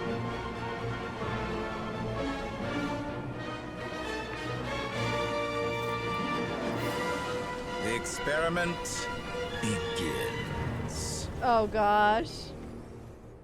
Is it boss fight time? It is boss fight time. Behold the false moon's fall.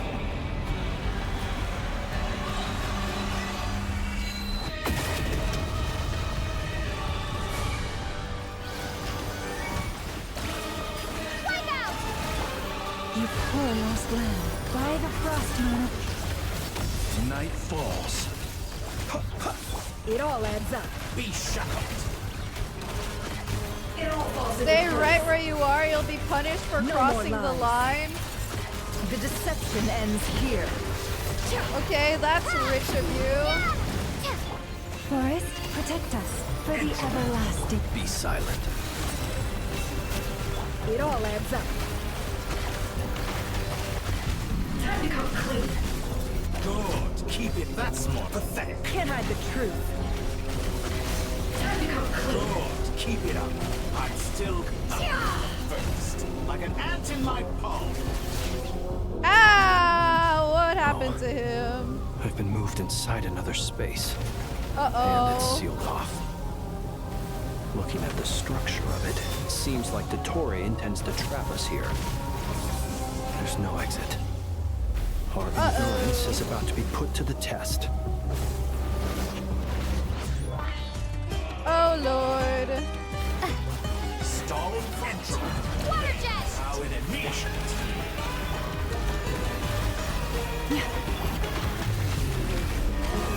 Excellent. You barely managed to touch my level. Hey man, I'm trying my best, okay?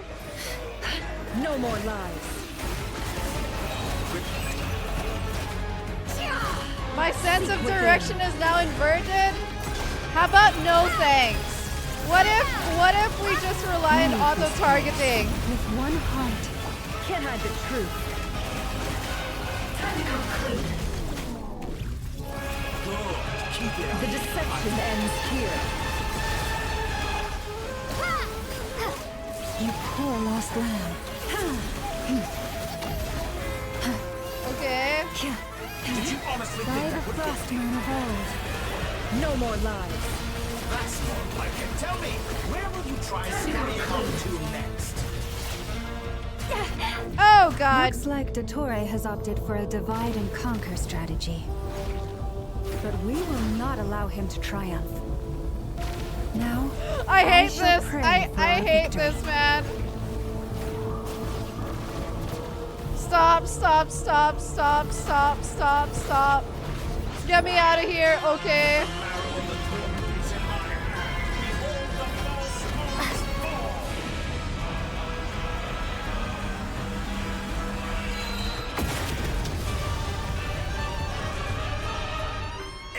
Stall for the fight dialogue? Okay, okay. I'll try. It didn't occur to me, dude. I'm just afraid of dying. Water jet!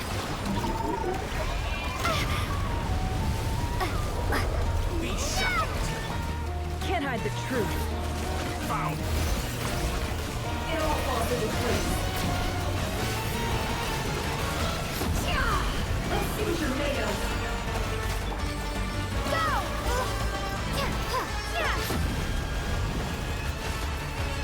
Moon's remnants fall. It all falls into place. How farcical.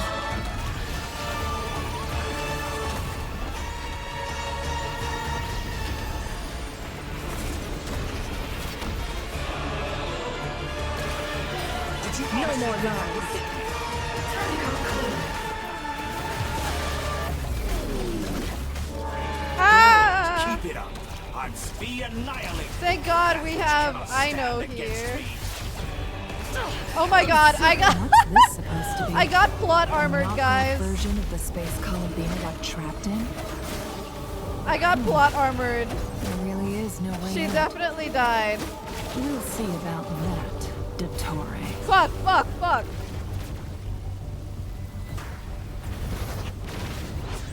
And my apologies, I had not intended to Okay, take it's your just team. Traveler now. But you have a choice in the matter. Obey and I can release them. An excellent deal if you ask me. Won't you consider it? I got plot armored again.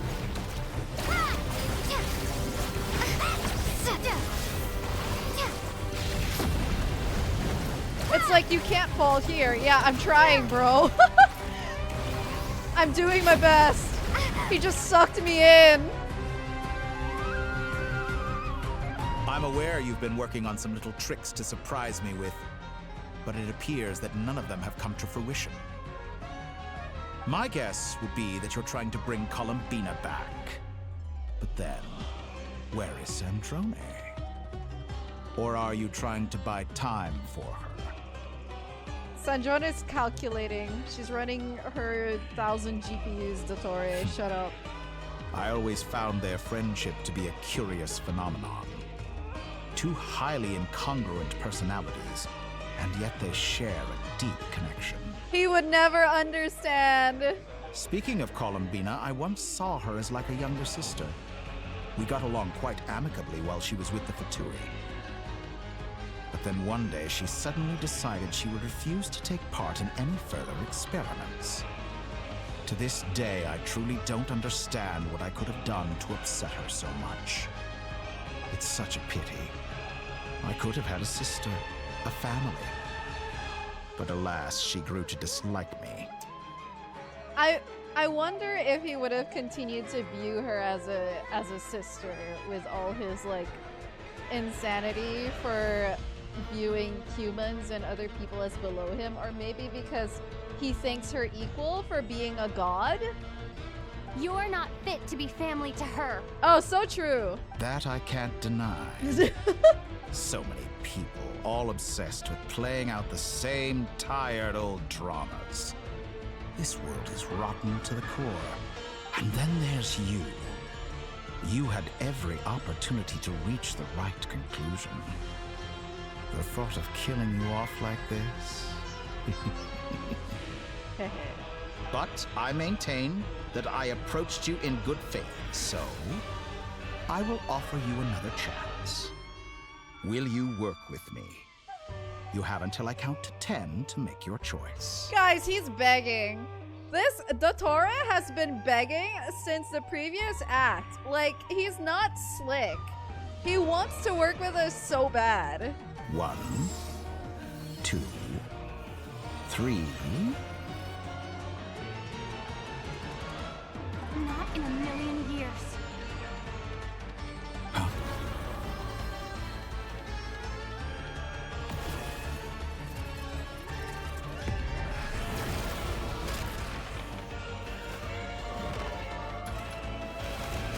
Sandrone, what a pleasant surprise. Okay. I didn't think you'd join us all the way up here. All right. You're as sick and twisted as ever. Don't fool yourself into thinking anyone's grateful for the chances you're offering them. True. Sandrone, the formula hasn't finished running yet. Funnily enough, I was just discussing a collaboration opportunity with the Traveler. Shut up. There was and no then discussion. I see you, There was no discussion, who I man. must say is a good example of an opportunity gone to waste. Gone to waste?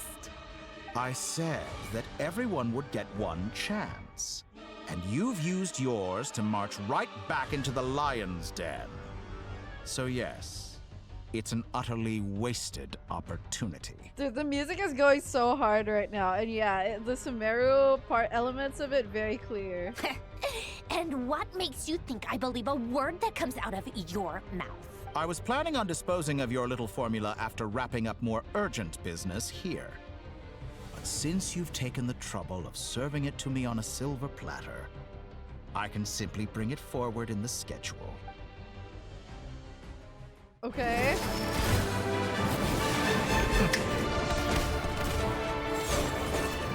Oh, Polonia, I don't know what you can do against him. I'm sorry.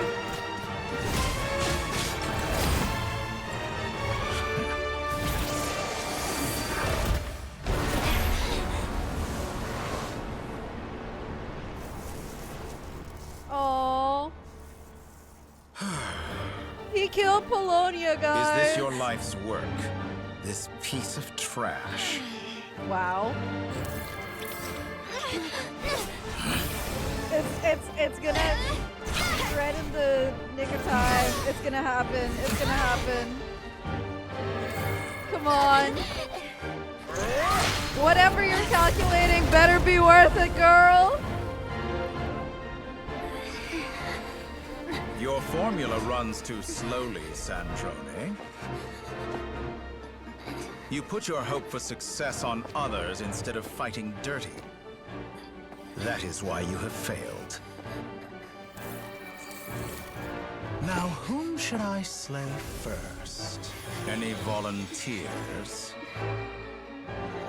No one? How nice of you to leave the decision to me.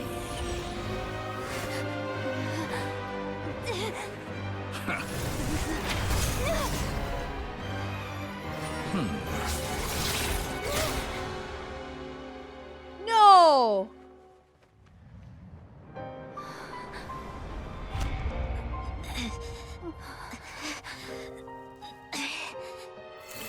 Who's going to interpret the world formula now?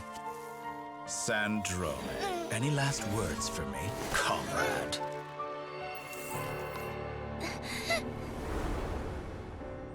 Is there anything you wish for?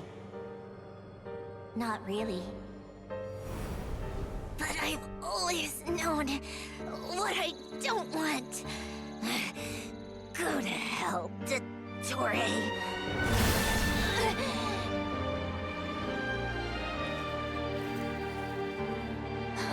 No!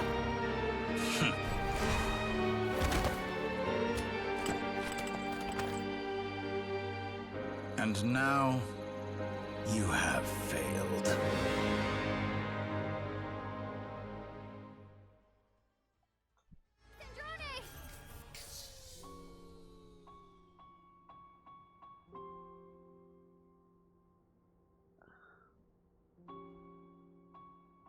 It stopped.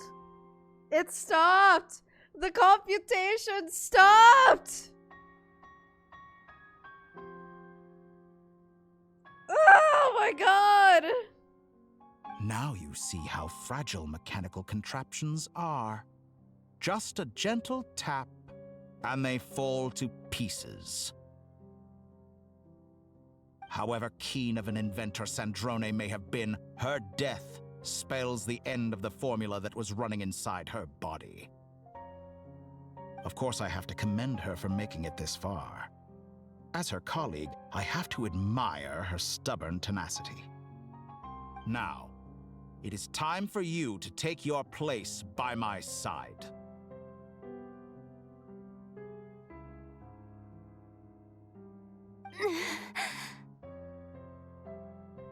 Guys, I want to know what happens.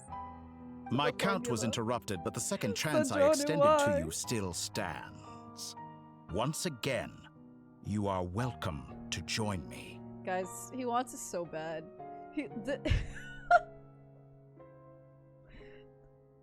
this is, it's so, he's like, please, please, please, please, please, traveler, please, please.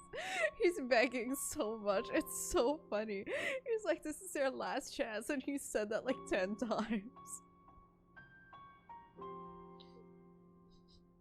By now, I'm sure you have gained a greater appreciation for the power and authority I wield. What is stopping you from embracing a new world of endless possibilities? He's like, traveler.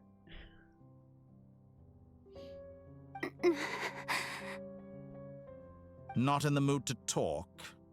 As you wish. You seem less talkative than usual today. Bro, Sandrone just died, okay? Traveler does not want to talk to you. I'll change the topic to something more apropos.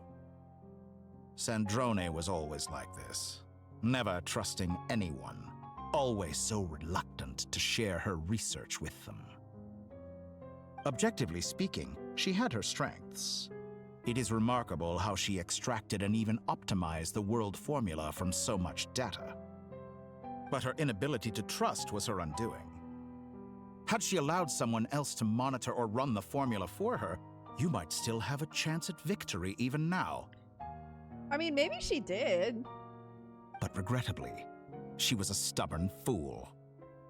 As much as it pains me, she had to go. Maybe someone can still restart it or resume it. Dottore.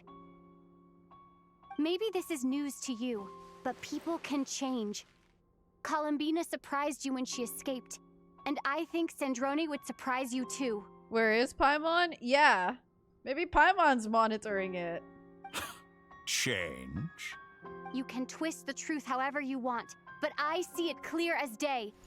You're the one who can't trust other people. You're projecting, Dtore. Is that how you see me? You're the problem. By this point, what can you hope to do about it? It is pointless to fight on. You've already lost. Wrong. You can't win this, Dtore.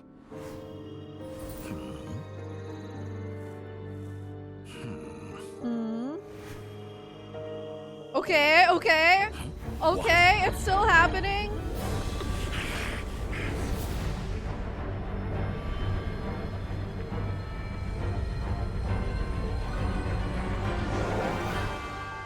What the hell is she doing? My formula can get us 90% of the way.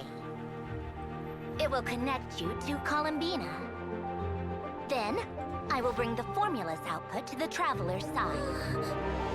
For the last 10%, do whatever it takes. Just bring the moon down.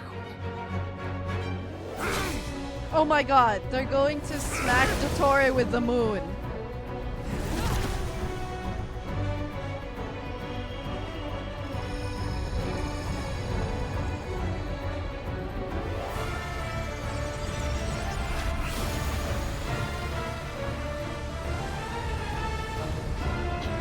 Is he trying to reseal it?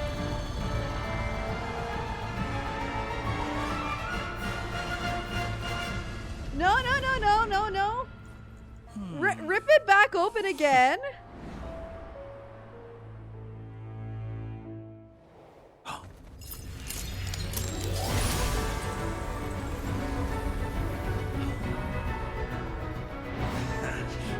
What the?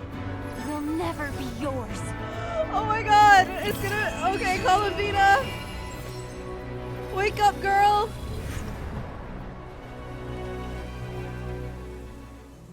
Oh, I turn my body into moonlight and pour it over Nod Krai. My soul I leave here to inform my future friends. Lastly, I will hide the Trilune Authority within the Frost Moon.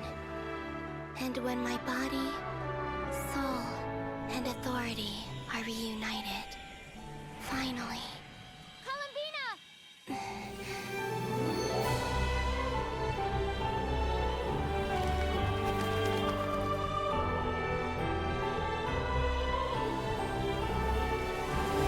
Yeah, it's. Oh my god! Oh my god, it's the Syzygy!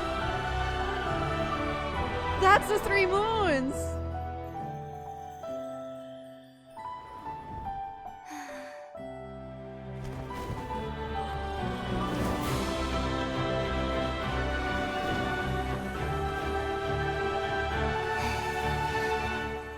It's been too long.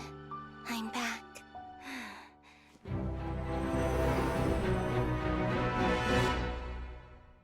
Oh my god. Oh my god. Oh my god. Stay focused on the battle, Traveler. Oh my god. What a touching reunion. Though I personally find myself repulsed by the sight of weaklings huddled together for war. Now, you're quite finished patting yourselves on the back. Show me how long you can survive before you drown. Watch out, Colombina! He can manipulate space itself! I know. Wait for the right moment. We'll strike together. Moon's remnants fall.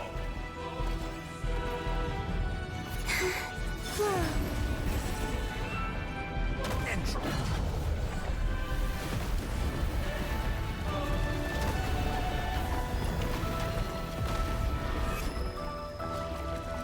Oh my gosh.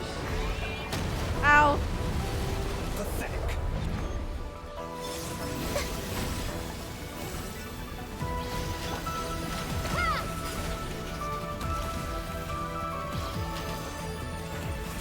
Bombs away! Ow. You cannot face me. Found. Ah, man! I'm sorry, I'm sorry! I didn't mean it! Like an ant in my palm.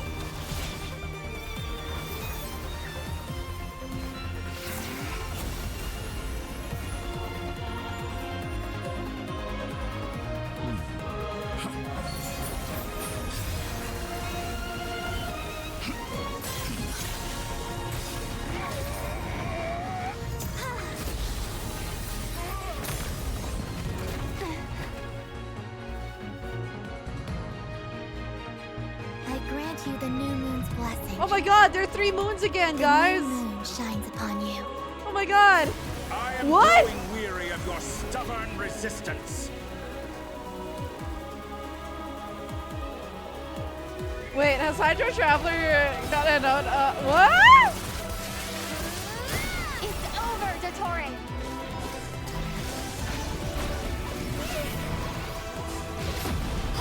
No longer must the world... I'm sorry, wait, I should have waited for her voice line to Your finish. heinous crimes!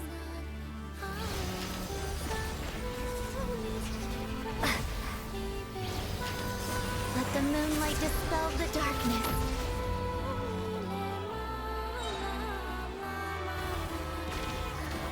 I'm stalling, I'm stalling. Everlasting as the moon. Our future is not yours to command! Oh my god, wait, the music! Wait, the music's kind of banger.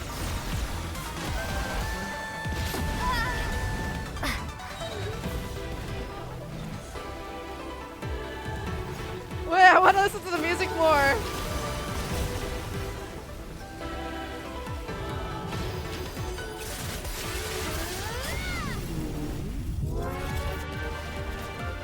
So you'd rather wallow in this rotten, decaying world?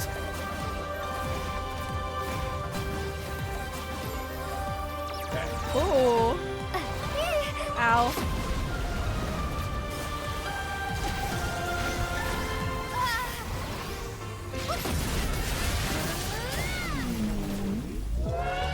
Wait, why isn't he dying? What is this? What is this bullshit? New world. Only I.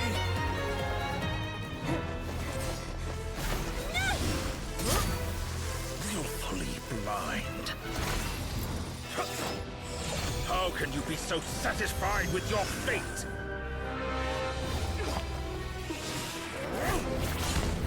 Oh.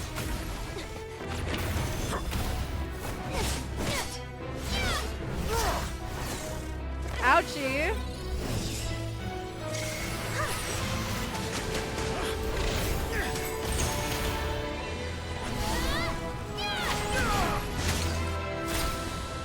Oh, he lost him Eat it, Colombina, eat it. Okay. Okay. This battle was never about fate. It's about friends, family, and the home you stole from them. All right, let's go. So dull. Only the weak rely on each other for comfort. You shall see.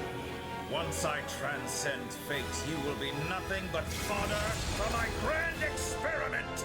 That will never happen.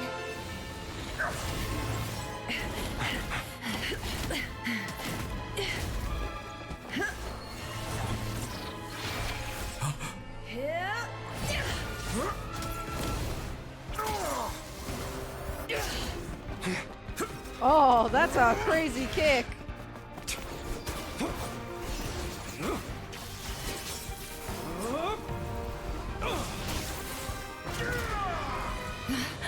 Okay, we got to see Faye Flynn's.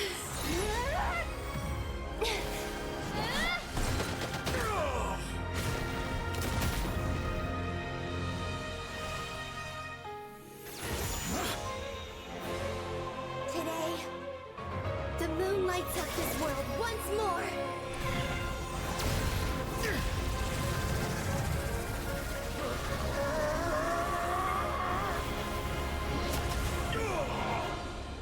This loathsome world.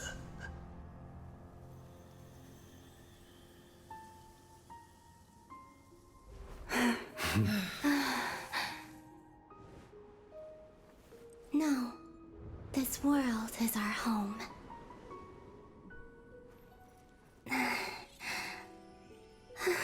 Oh.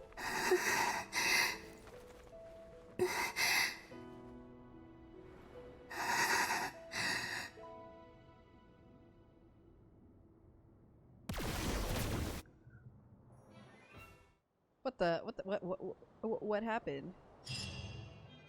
Guys, we lost 2 harbingers in the span of 10 minutes. I guess they just vaporized Dtore, huh?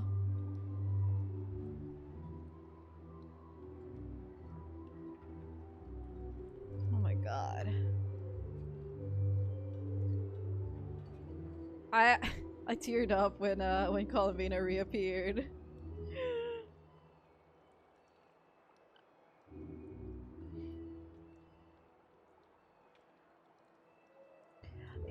You know, it's true, and Dtore says only the weak lean on each other for strength. Like that's literally how the weak rise up against the strong. You know, it's like numbers versus numbers matter.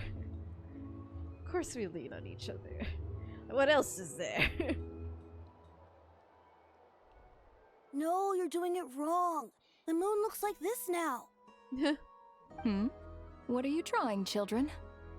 The new moon, Mom. It looks different than before, doesn't it? Oh, wow.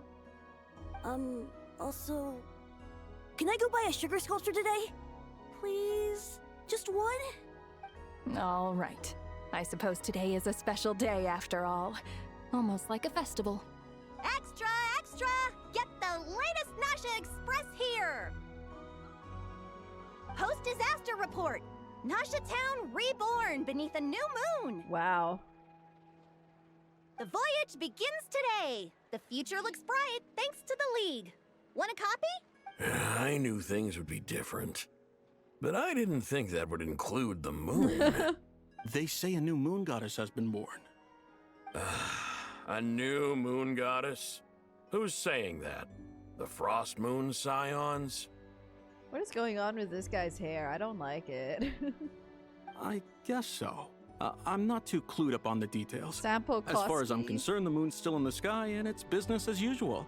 Hey, since we've come all this way, shall we grab ourselves a free meal while we're here? Yeah, do it. Are you a convert now? Or are you just here for the free lunch? The lunch, man. Oh, come on. What does it matter? After everything we've all just been through? That smells good. All right, that's it. I'm hungry. Time to eat. He's like, Come shut up, on. man. Just We get gotta some get food. there early, or there won't be any good spots left. Shh, keep it down. This is a residential area. What if people are still sleeping?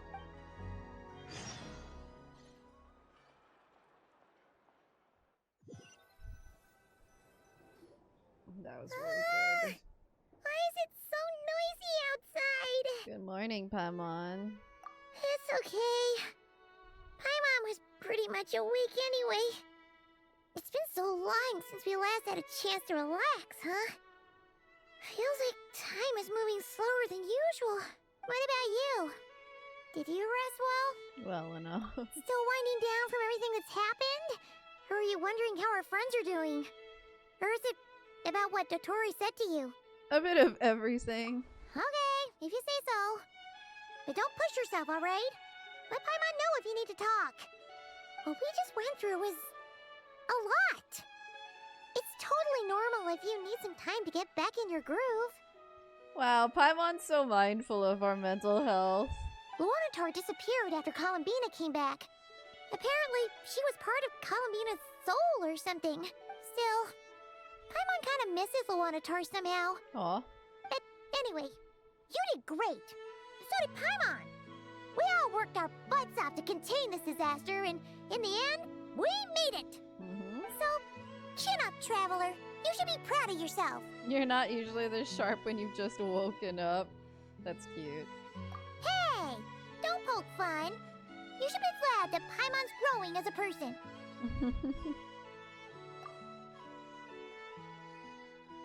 Paimon indeed growing. Paimon didn't think you'd mention it. I'm sorry, Paimon. You have no idea how anxious Paimon Aww. was. She was worried sick about you. Oh. Well, if you really want to show Paimon you're sorry, you're gonna need to make it up to her. You better be ready to splash out on a lavish meal. Anything for you, my treat. If Colombina got her soul back, does that mean all the Kuvaki's gone?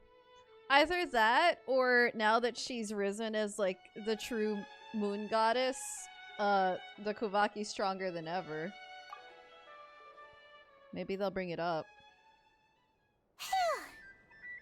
Okay.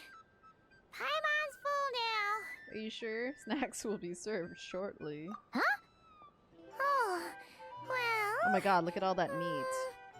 Hey there, Traveler and Paimon. Good morning. Morning, Yehuda. Here for some breakfast? Oh, I've already eaten. Just need some water.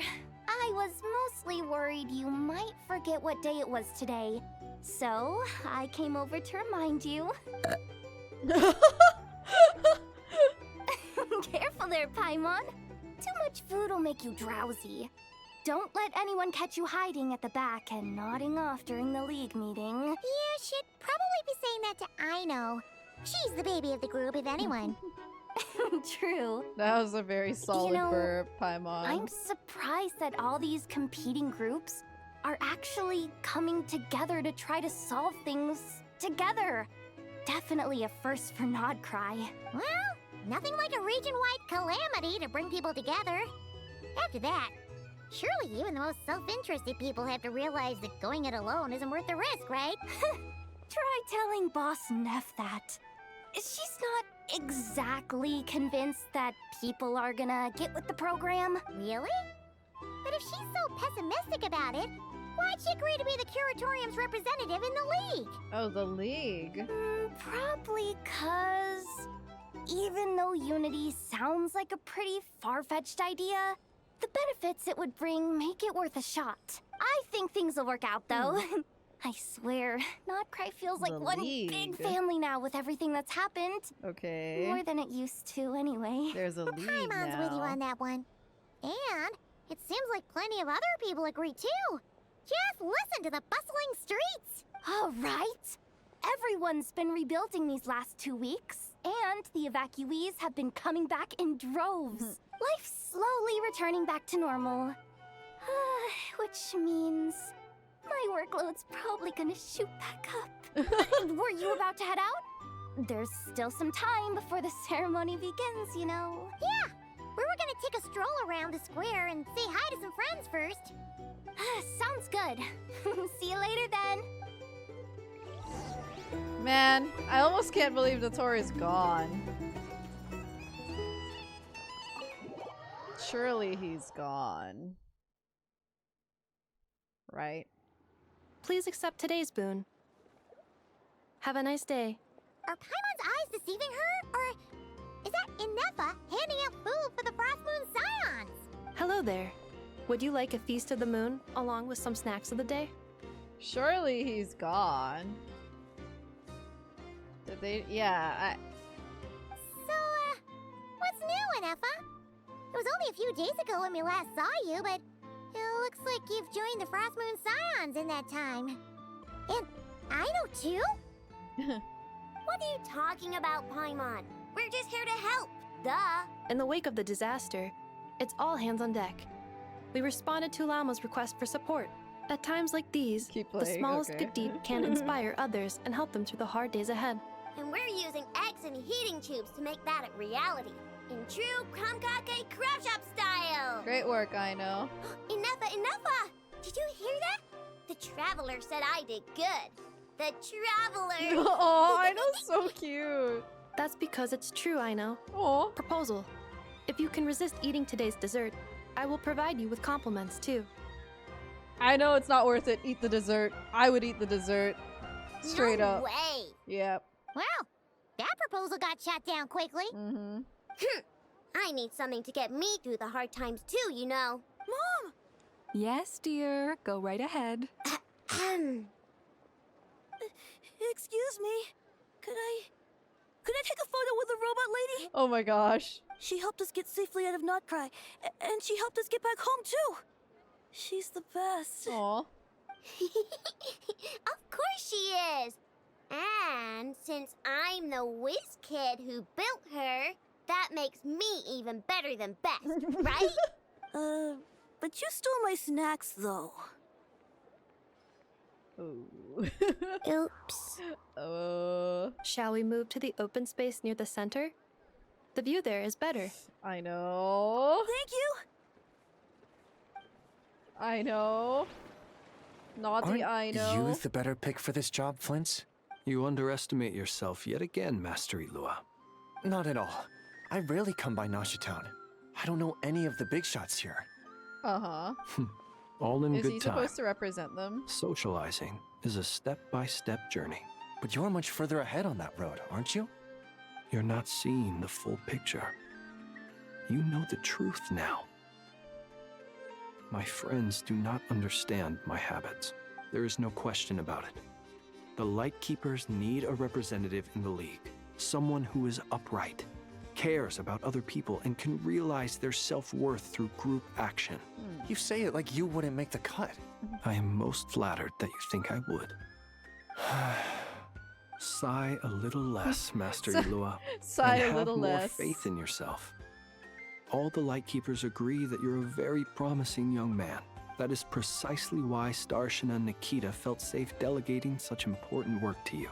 I'm sure we all also agree that we would sooner die of dehydration than manage to wrangle anything out of you in a discussion. Dude, you stick Flynn's in a league like that, he's gonna flirt with everyone. I swear, he's such a rage baiter and a flirt. My apologies. I am not in the habit of bringing water with me when I go out. Whatever. He's so I'll take the job. unserious. By the way, who else is part of this? Oh, it's quite the who's who of Krai. There's the Moon Chanter of the Frost Moon Scions, the boss of the Curatorium of Secrets, a representative of the Voynich Guild, and even someone from the adorable Kromkake craft shop. Okay, you cannot have Aino on the league. She's literally a child. It better be a Nefa. I'm sure you will find speaking with them to be a genuine pleasure. If you say so. I've never done this work before, so I'm honestly a little scared of making mistakes. But I'll do it. Not only is it our duty as Lightkeepers, but because I want to make Krai a more welcoming place. An admirable attitude to take. The beacons are lit, Ilua. The We're beacons but are one lit. step away from breaking through the blizzard. We have the chance to band together The beacons are and lit. build our shared homeland into an Elysium. This is unprecedented for Not Krai. An opportunity not to be missed. Yeah. You're right. I'll do my best.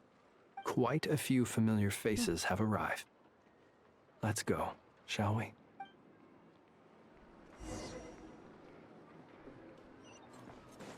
Oh, lots of people are gathered. Okay, okay. Oh! Wow! Everyone's here! You seem well rested. I know no one's asked, but I'm sure you all want to know, so let me just say, we're doing great. Thanks. Who asked, Varka? Literally no one. I'm kidding. And Rohan will answer, and Rohan will answer. Well, great, but not perfect. I'm starting to lose my mind from boredom. Can't drink a drop of alcohol while I'm waiting for my wounds to heal. Aww. I'm sure you had a sneaky swig or two. He's an alcoholic. Wait, how'd you find out? I'm sure you must be missing Mondstadt after all these years away, Grandmaster. Yeah, you could say that again. Every time I get news from Mondstadt, it makes me want to go back and see the place for myself. Aww. Honestly, once things are wrapped up here, I think it'll be time to head back home.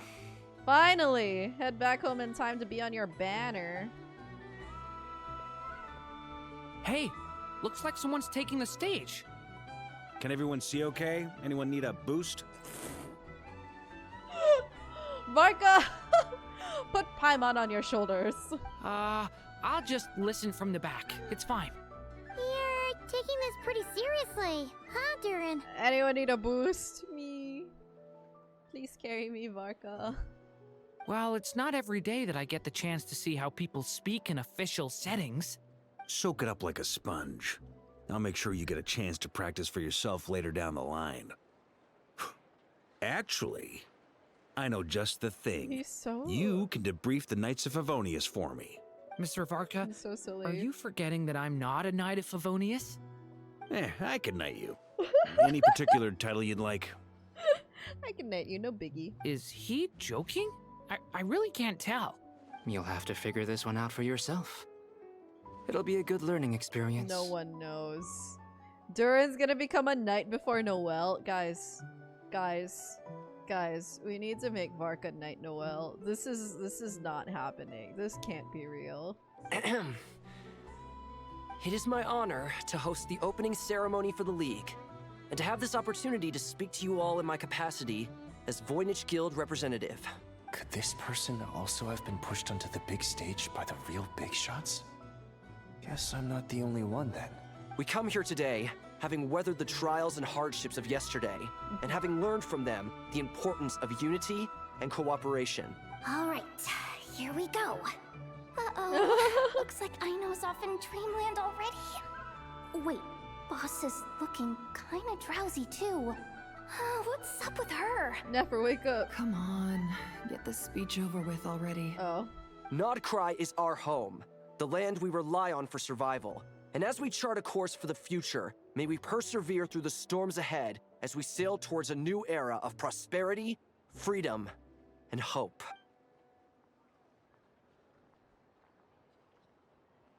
Alright, keep going. Oh. Nefer is definitely asleep.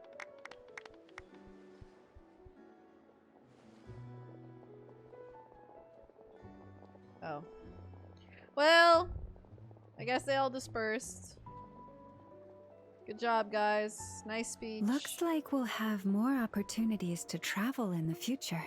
I'm sure you'll cope, Lady Moonchanter, given how fleet of foot you are. Unfortunately, I suspect I'll be too busy at the Curatorium to act as your host. We have a busy schedule, not to mention an international network of contacts to manage. It'll be all right. I'll just check your schedule with Yehuda well in advance. And if she's not available, I can simply ask Ashru. You...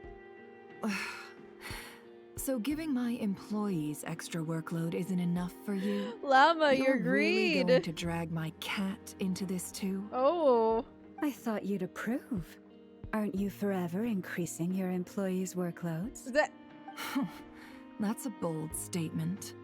Are all the Frost Moon Scions feeling more audacious now that your moon goddess has returned? Columbina's return has brought joy to all who care about her. That includes both you and me. As for the Frost Moon Scions, we are learning how to thrive independently, without relying on the moon goddess. It is up to us to make our home a more livable place. Joining the League is one of the steps we are trying towards that end. I like the word try. It's nice and non-committal. You can opt out at any time and still say you tried. You don't see a bright future for the Frost Moon Scions? Or did you mean the League? I'm just not as optimistic as you. The Frost Moon Scions should count themselves lucky that they have a leader as stubborn and enterprising as you. Oh, the compliments. They're flowing. But Nod Krai's a big place, with all kinds of people. Most of them don't enjoy answering to a leader, or even listening to reason. Well, that's where you and your methods come in. Unless the Curatorium of Secrets is only here for appearances. For now, yes.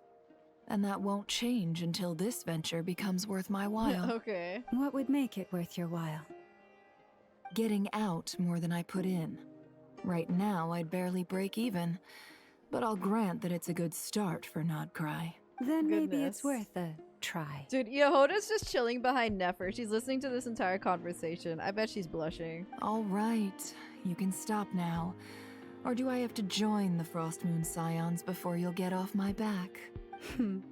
You'd be very welcome to join us. Hey, you two! Congrats on all your hard work! What are you chatting about? Yeah, what are you chatting about, guys? What's going on? Nefer was trying to dissuade me from adding to her employees' workload.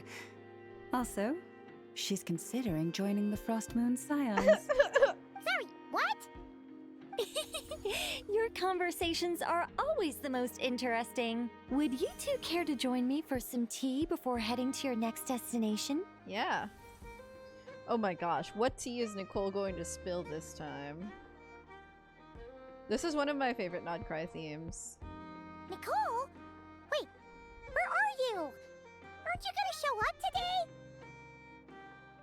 Sadly not. I'm otherwise occupied right now. I'm sorry, Paimon. I can hear how disappointed you are. If it's any consolation, let me say that how things appear on the surface is a far cry from what they are at their core. Perhaps you'll feel better if you focus on the fact you have a special line of communication with the great mage herself. Okay? Has something happened? No, or not yet, anyway. Well, that's not ominous at all. Yeah, is there something we should be watching out for? Not for the time being. Just think of this as a general check-in to make sure this communication system is still running smoothly. Besides, it's good to chat once in a while if we want to maintain our friendship. Are you sure? Okay. You could've just said so. Paimon got all worked up for nothing. Yeah, same. Still, the best friendships are built through face-to-face interaction, you know? It's never gonna stop being weird having tea with you when you're not there and just talking to thin air. The table on the other side, those guys on the other table, fair they're point. like, I'll bear that in mind for next time. what's happening? Yeah. Any update on that crisis at the world's borders? Alice just informed me that they had their work cut out for them. And now everyone's thoroughly exhausted. Alright. But they did finally get things back under control. Still, we can't let our guard down yet. The disruption caused by this disaster has made Teyvat easier to detect from the outside universe. What the? She plans to wait for things to stabilize, then reschedule her Mondstadt vacation plans.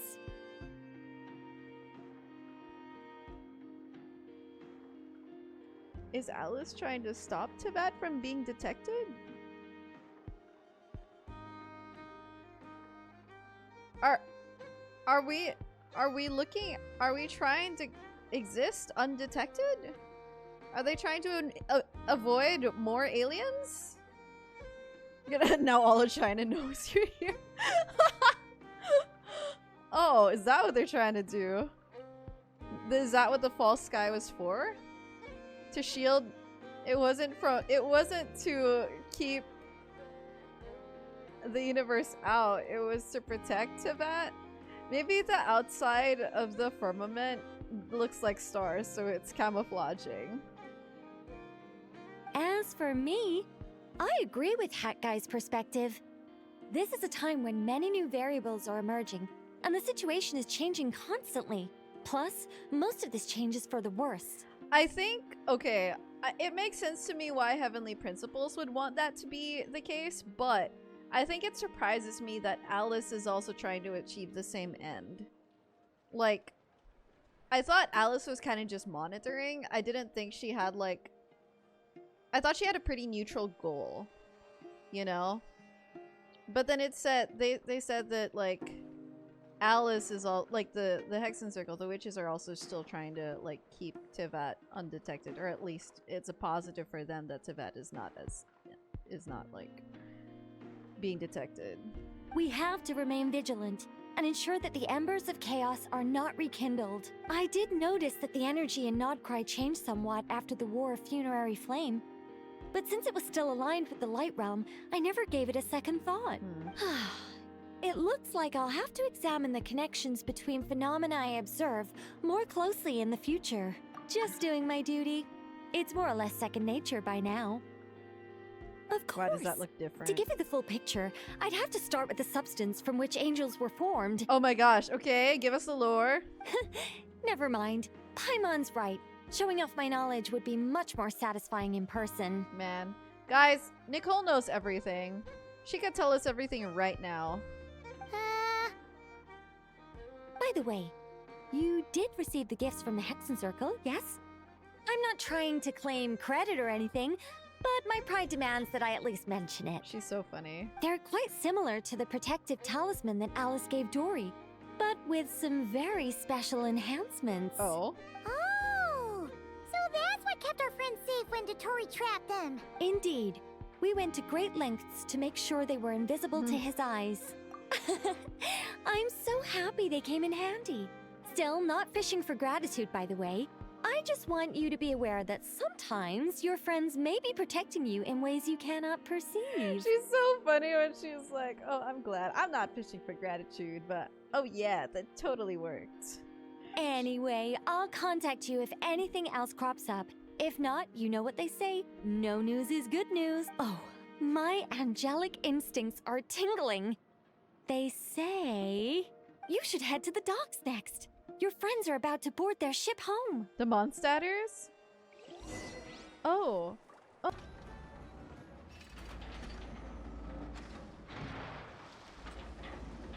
You're here. Yes, we are.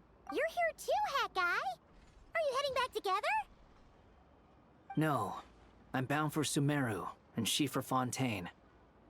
We just happened to cross paths at the harbor. How's your core? Everything seems fine. Sandrone may have an abominable temper, but she's always been very responsible with important calculations, and things entrusted to her by valued friends. You always speak as if you know us inside out, Mr. Hat Guy. Well... Maybe I'm just a good judge of character. I certainly hope that's all there is to it. Regardless, you have been a significant help in this matter. For that, you have my gratitude. I didn't do anything special. Sandrone's the one who completed a seemingly impossible formula and turned the tide of the entire battle, even giving her life in the process. She's the one we should be thanking. Even we were unaware that Sandrone had hidden the real formula inside Polonia's body. She managed to fool Dtore into thinking the formula was running in her system by installing an identical-looking decoy within her. Oh. She probably realized that she didn't have the strength to stop Dtore. But this way, she could at least get him to lower his guard. She always worked like that. Always had a backup plan. Arlecchino's like sus. Hat Guy's sus. Well, that's why I'm traveling to Fontaine. She made a request of me long ago, and the time has come to fulfill it. Think of it as her will. She said that should she ever fail in a mission, She'd like me to deliver her core and Polonia's to the Fontaine Research Institute. Aww. She also mentioned that she had made arrangements for people there to set her affairs in order. Aww. Some of her personal effects, such as her notes, were left to me. I've decided to take them back to the House of the Hearth. For safekeeping, primarily, but also as mementos, I suppose. However, there is one book among them that I'd like to leave in your care. I'll have someone deliver it to your residence at the flagship at a later date. Oh my god, guys. I bet it contains all the notes. It's in Croix's notes. No. I was specifically warned not to tell her. Oh. This is her last wish, and I will abide by it. I can only hope so, but none of us here can know for certain.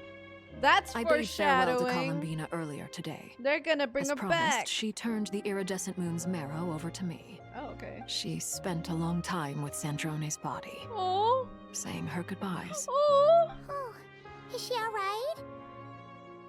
Sandrone's passing has left a great wound in all of our hearts. It will take time to heal, but Colombina surprised me. She offered me some words of comfort before I departed. Despite being grief-stricken herself, she showed an awareness of the feelings of others around her. She never used to act like this. Clearly, she has grown.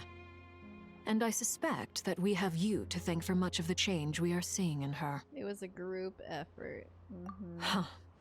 After these recent events, the Tsaritsa has revoked the Pale Star Edict. Oh, nice. Snezhnaya now realizes that the arrest warrant for Colombina was just a ploy by Dtore, who coveted her powers. Okay, I shall return finally. to Krai to see her as soon as I find the time. I hope that from now on, she too will explore more of the world. Colombina Hyposelenia's journey is only beginning. Oh. My ship is here. So she won't stay in Cry, likely. Traveler, Paimon. Interesting. We shall meet again. You too, Hat Guy. You too, Hat Guy. What are you still bumming around for? Isn't Colombina waiting for you? I thought today was the day you'd agreed with her to go find out the truth about your sibling. I'm a little nervous. You're afraid you won't like the truth when you see it. Well, this is new. I was starting to think that nothing could scare you. Oh. Don't say that! Wouldn't you be if you were in this situation? Fair point. But I'd say I have more experience facing up to unpleasant truths than the Traveler. They say blood's thicker than water. I know how much you need your family back. More than you need any of your friends. And I'm sure that all your real friends understand that too. No matter what the truth turns out to be, they will stick by you and support you, whatever decision you make.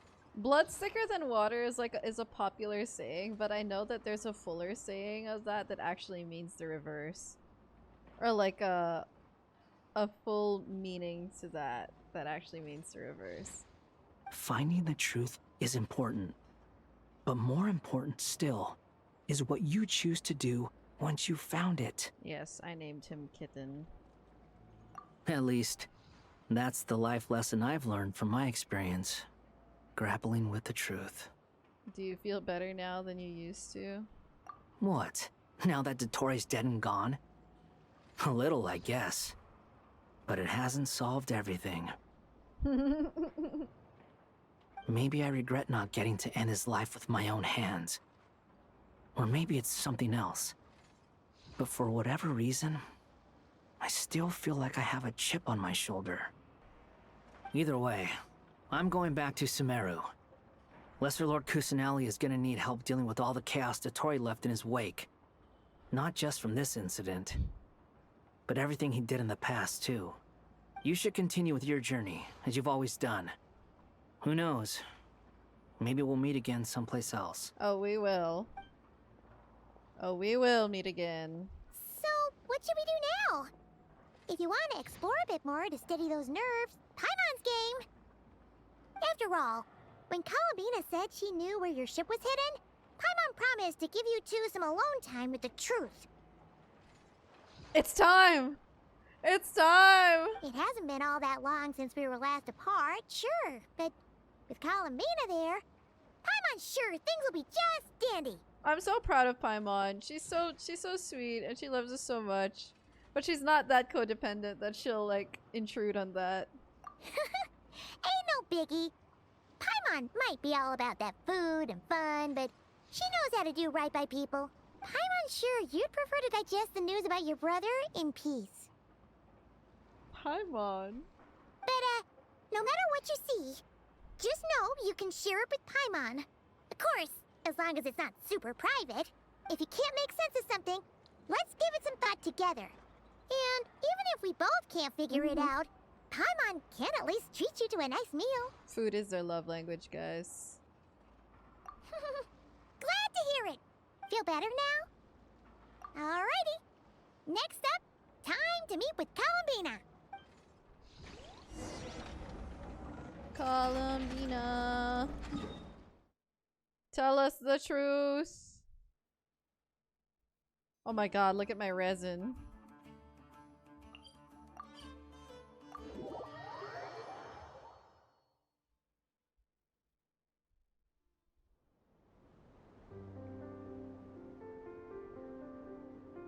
Colombina, we're here! Can't quite believe we're meeting out here.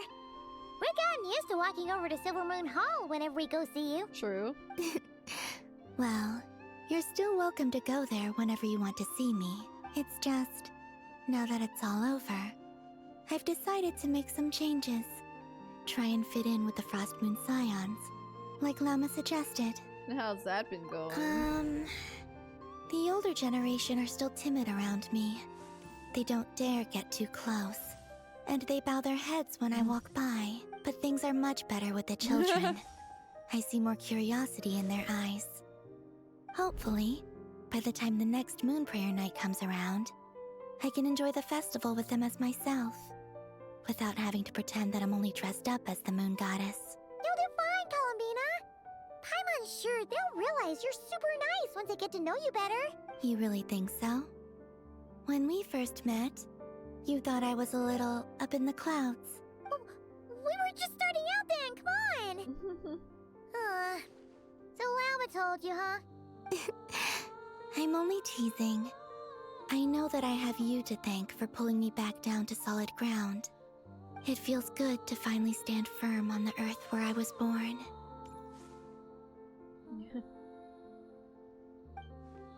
Oh, that's great! Oh, it's a card! Thank you. I'll make sure not to lose it this time. Well then, are you ready? Yes. Ether, what happened to our spaceship back then? Why did you leave? Finally! The god who can give us answers. It's time to learn the truth at last. I'm ready as I'll ever be. Good. Then let me open the way for you.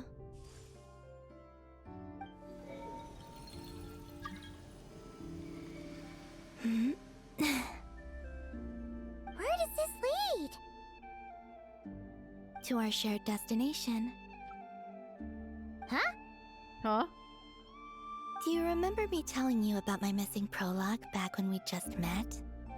I said that my story began on the moon. But while I was inside the moon's reflection, I realized that my prologue was really hidden in the future. I just had yet to discover it at that point. Oh. The story of the time before I was born was in fact the story of my distant future.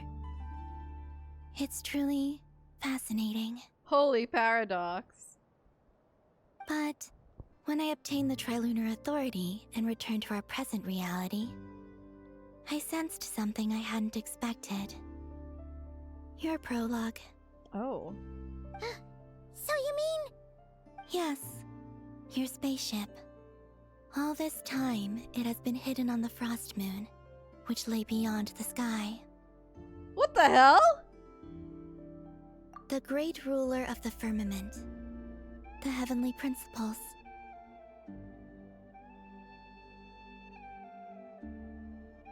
Those damn heavenly principles!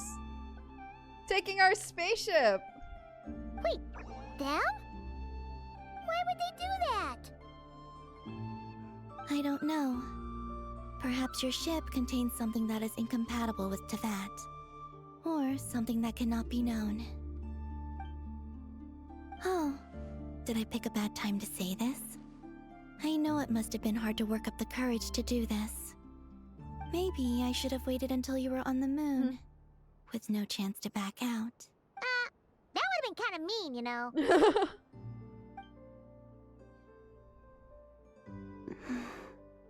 Take me there.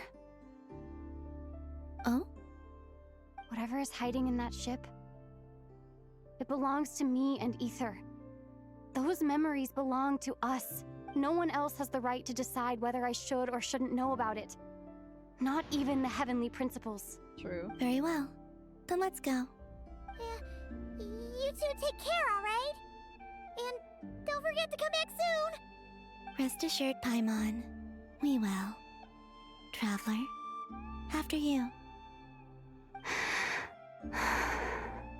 Thinking about the story that we'll find hidden on the moon? Yes.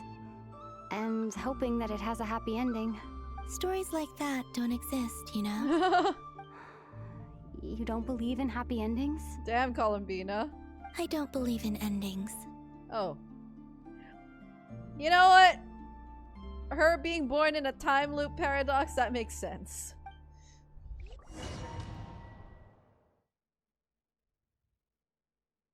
We're going to the moon, guys. Where am I? This is the pathway I built between Teyvat and the Frost Moon. The moon is very far away from us, so it could be a long journey.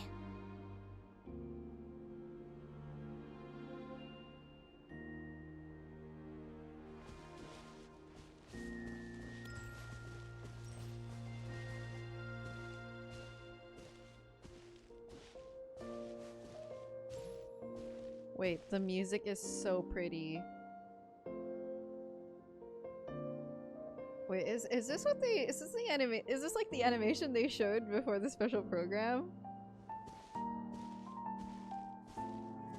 After I obtained the Trilunar Authority, I unwittingly saw past events from many of my friends' lives.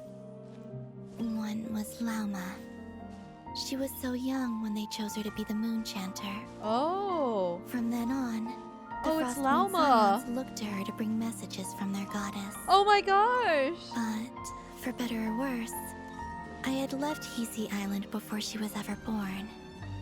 It was not until much, much later that she met me. I think it's for the best. Because of the way things turned out, you had the opportunity to become friends. You're right. In that sense, I think we were both very lucky. The music is so nice. Oh, and about that mage, Nicole. Oh my god, Nicole. I only recently learned that she has lived in Teyvat since the time of the Three Moon Sisters. Wow. The moon goddesses always had a good relationship with the angels. I suppose our friendship continues that tradition.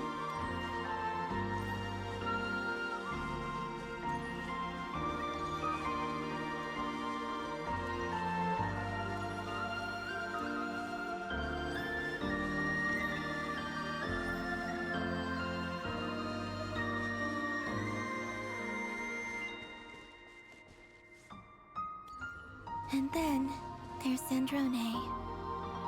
I never knew that much about her, beyond the fact that she was created by someone called the Lord Artificer. She, too, suffered for a long time before joining the Fatui.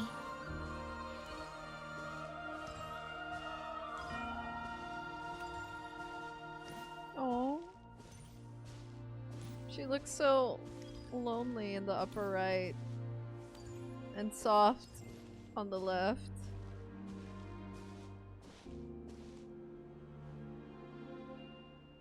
How I wish I could talk to her again. Even if only to hear her say nasty things to me.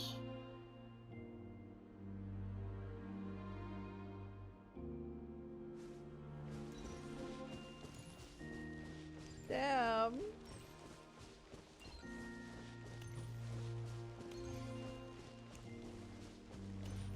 What the heck, man? It's me. Also, Traveler. I saw your siblings' story. Oh, wait, it's that I'm afraid I teaser didn't see animation much. where our It sibling seems that he sees really us. came to the surface where the moonlight shines. But I remember that video. I did notice that back when you first set out on your journey, he would often appear nearby, gazing at you from afar with a guilty look in his eyes. Ether. Let us speak no more of the past. I probably shouldn't reveal so much about my friends. It's not my place. Let the moonlight carry us forth. We are very close now.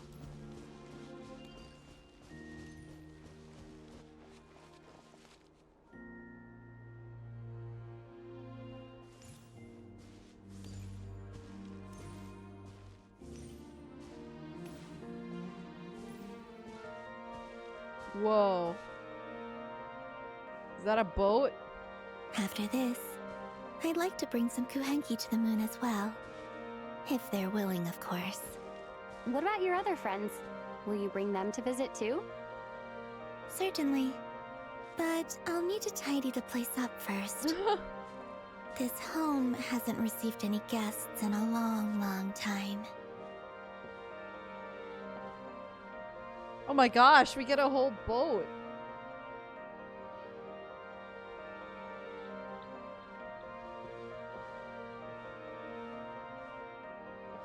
Wait, are you supposed to sit down? Sit.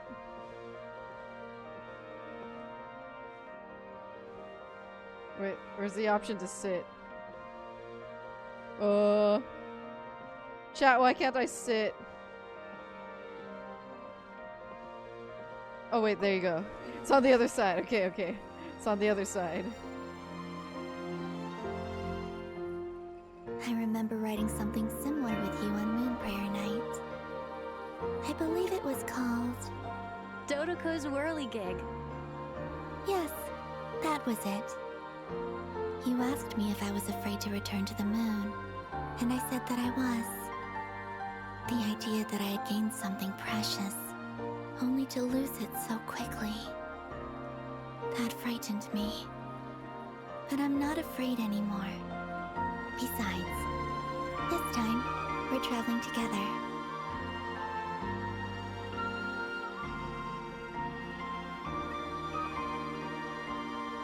Oh my god.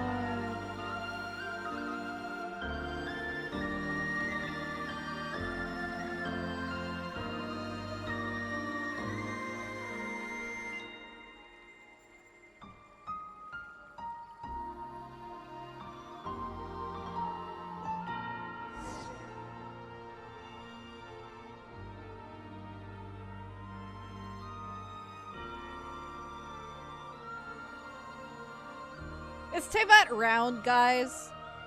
Is the world round? I thought Teyvat was flat. I thought we were flat earthers.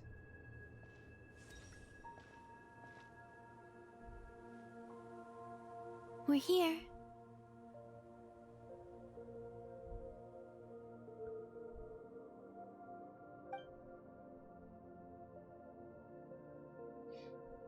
Over there. Is it our spaceship?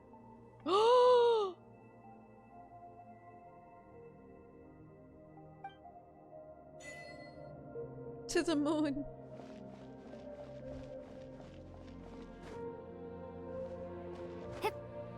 Oh my gosh. We've got a gravity change.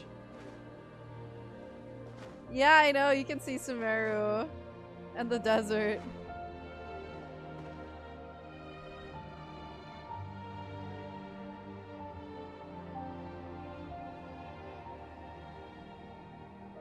Our spaceship. It's huge. I suppose that the moon is the only place one could hide it. Uh-huh. It'll be alright. Huh? The way you feel in this moment, I went through it too, on Moon Prayer Night. The door was right in front of me, but I struggled to find the courage to step through. Solitude for me once meant living a life in which even I was absent. Before I met you, that was the only life I knew. But that night, solitude meant throwing away the life I had gained after meeting all of you. Oh, Colombina. Go. Retrieve the part of your life that was once lost. Trust me, you will lose nothing by doing so. Look, Teyvat is right there. All of our friends are down there, waiting for us. You're right. Thanks, Colombina.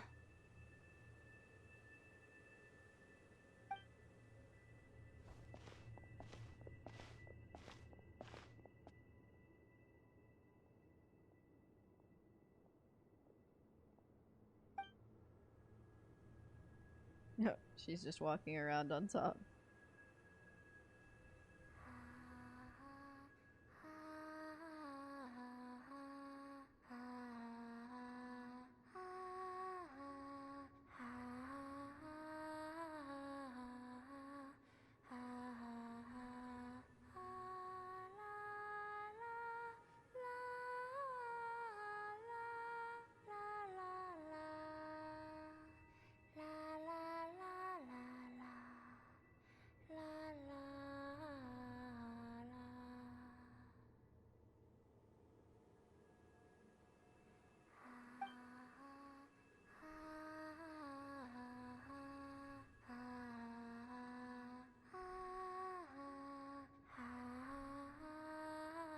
Her eyes are open.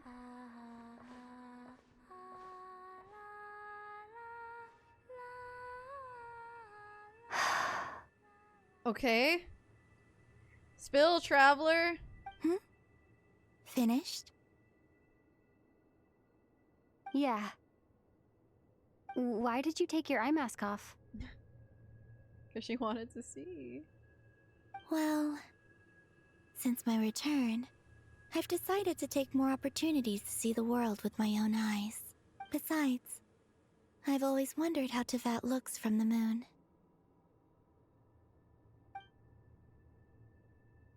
And what do you think? It's beautiful. I could spend a whole day here just gazing at it. What about you? What do you think of the truth you found?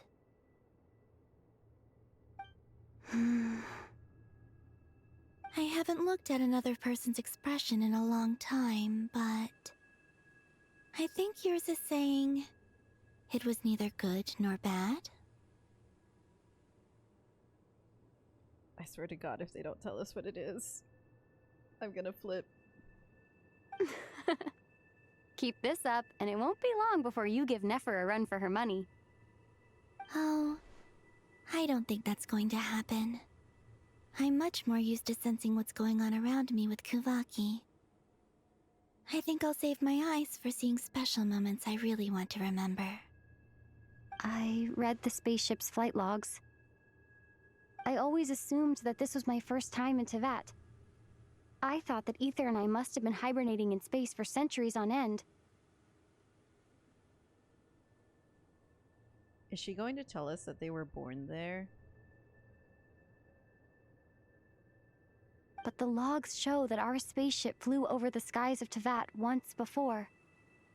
A long, long time ago. Flew over? So you didn't land? No. The ship barely came to a stop before flying on again. Oh, okay. No, okay, so they weren't born here. After that, it continued traveling through space for a long time. Some of the data is corrupted, but I suspect that it kept flying for thousands of years. It was only after that that the ship made a forced landing in Krai. When Ether found me, he came from outside the ship. Could this mean that he left the ship long before I did? Maybe even during our first pass over Teyvat? That was long! Are you alright? Yes. I can feel that the truth is coming together. one small piece at a time. I remember Ether telling me that when he first arrived in Conria, he could not recall the past. So this might be something that even he doesn't know. Here, I made some space for you. Your mind must be racing, and this seems like the perfect place to relax and clear your head. I made some space for you, she says, as there's a whole spaceship that Lamine could sit on. Oh, wait, there's one more thing. What is it? Wait here a moment. New outfit reveal, new outfit reveal. They have clothes. Extra wardrobe. Yes! Hey, Colombina. That's that's where they got the new outfit. I left my last clothes in my spaceship.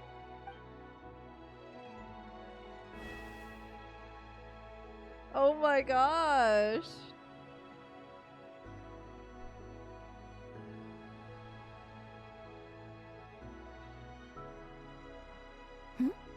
Is that a new outfit?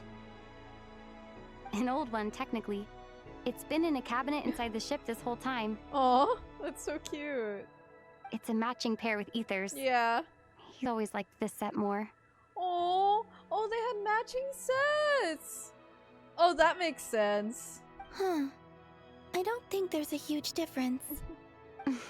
Really? Yes. It's still the same you. You're the same person, no matter what clothes you wear. Only Colombina would make an observation like that.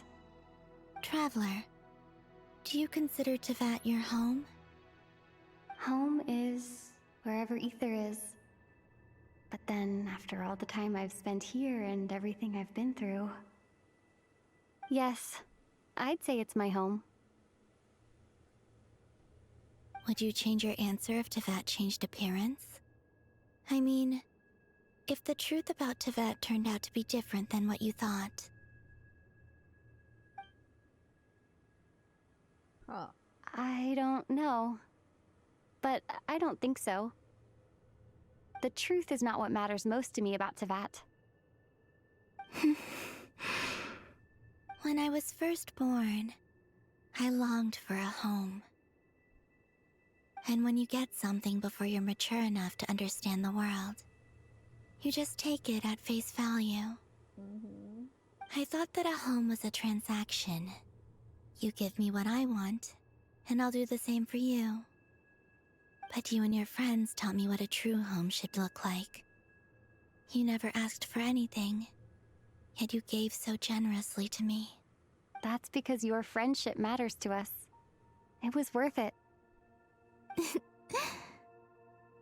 In the past, I thought that my birth in Krai must have been a mistake. But after journeying to the distant past where the story began, I realized that it was I who chose Krai to be my future home. Now, I am glad that I made that choice. I'm sure your friends are just as glad. In fact, I intend to make the same choice today as I did back then. Dude, her eyes! Her eyes look like they have shooting stars in them. It's like shimmering in lines.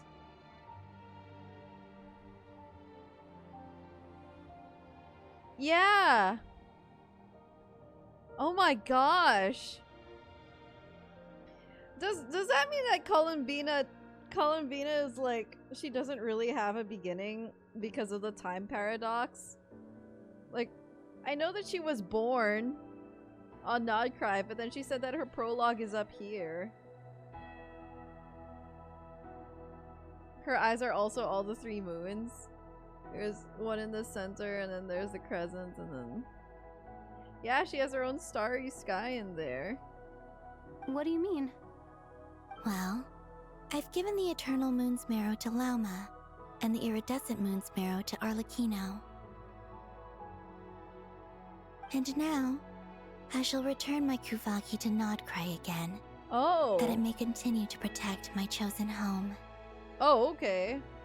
Wait, but what about your body? Oh, are you worried that I'll disappear again? Yeah. I won't. Not this time. The Frost Moon has now entered the fall sky, and I am the Trilune Goddess. I am only returning to nod Krai the part of me that it needs. I am giving what I can, because my home is worth it. Oh, and I have something for you, too. For me? Yes. Come closer. Oh, okay.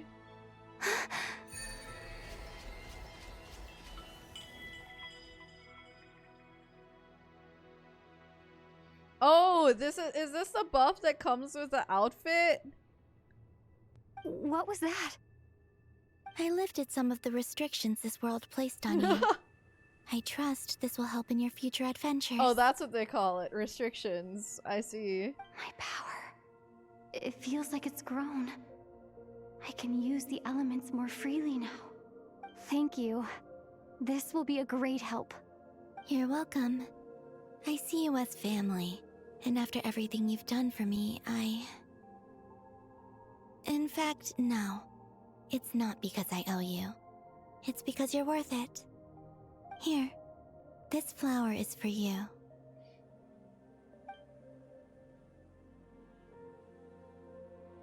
Aw. Isn't this a moon prayer blossom? Yes. Don't worry. You will never see these flowers lose their color again. I'm finally discovering the joy of giving. Oh. How I wish I'd learned this sooner. Hey, better late than never. What are you thinking about now? Why don't you take a guess? You get 1 shot. I don't think I'll get it in one guess. But I'm sure it's a happy thought. That's kind of a sneaky answer. I can't say you got it wrong. Down into that, the moon seems so far away. I felt it might always lie beyond my reach. But on the moon, everything feels so close by. The haze that once enshrouded the skies has finally been dispersed. I feel like a traveler on a winter's night, starting a new chapter in my tale by the warmth of a bonfire. I don't have a lot of luggage, but I do have a lot of hope for the future. Well, what's next? Next, to start with, I want to stay here just a little longer. After that, let's return home and continue our journey.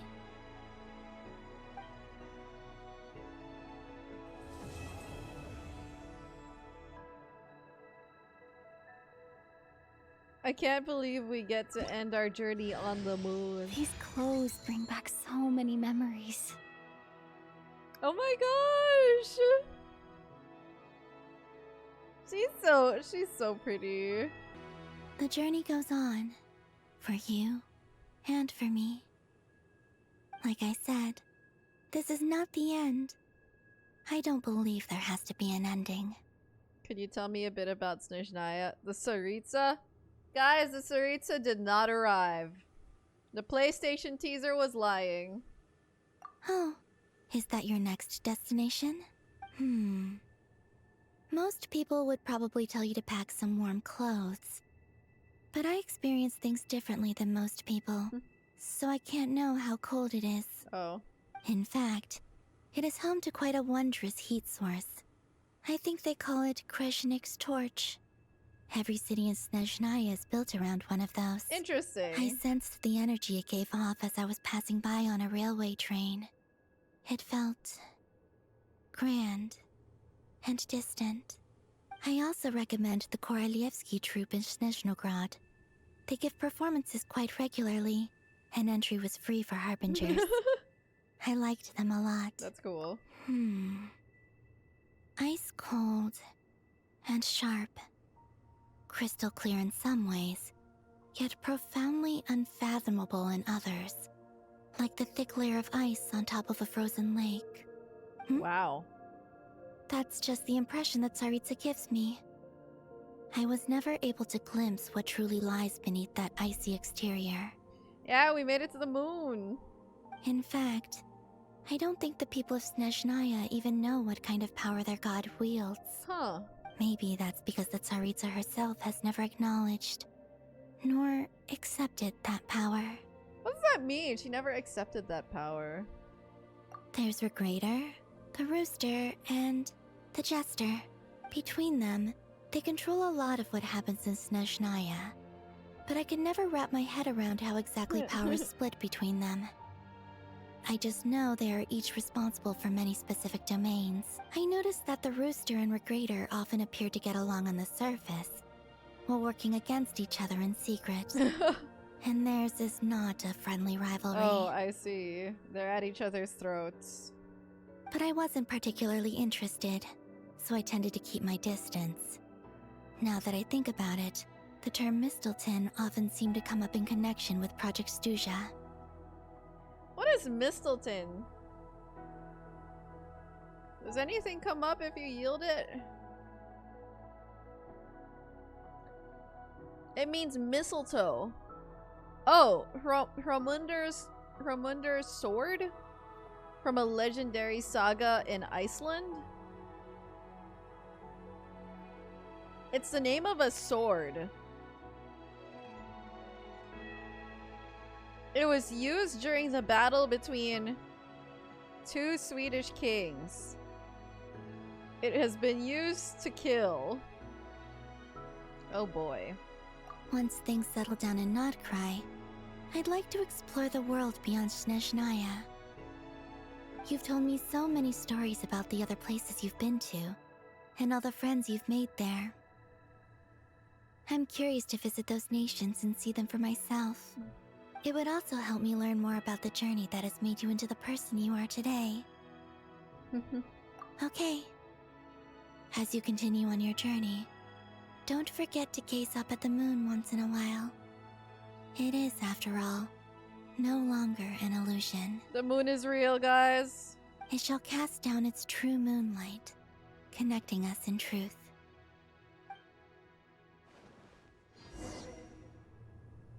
Return to Tevat. The Welkin moon's homecoming. Is this supposed to be the Welkin moon now? Guys, I don't want to leave. To Jean, acting Grand Master of the Knights of Favonius. Yes. This preamble is such a pain to write. It's probably high time we got rid of this acting business.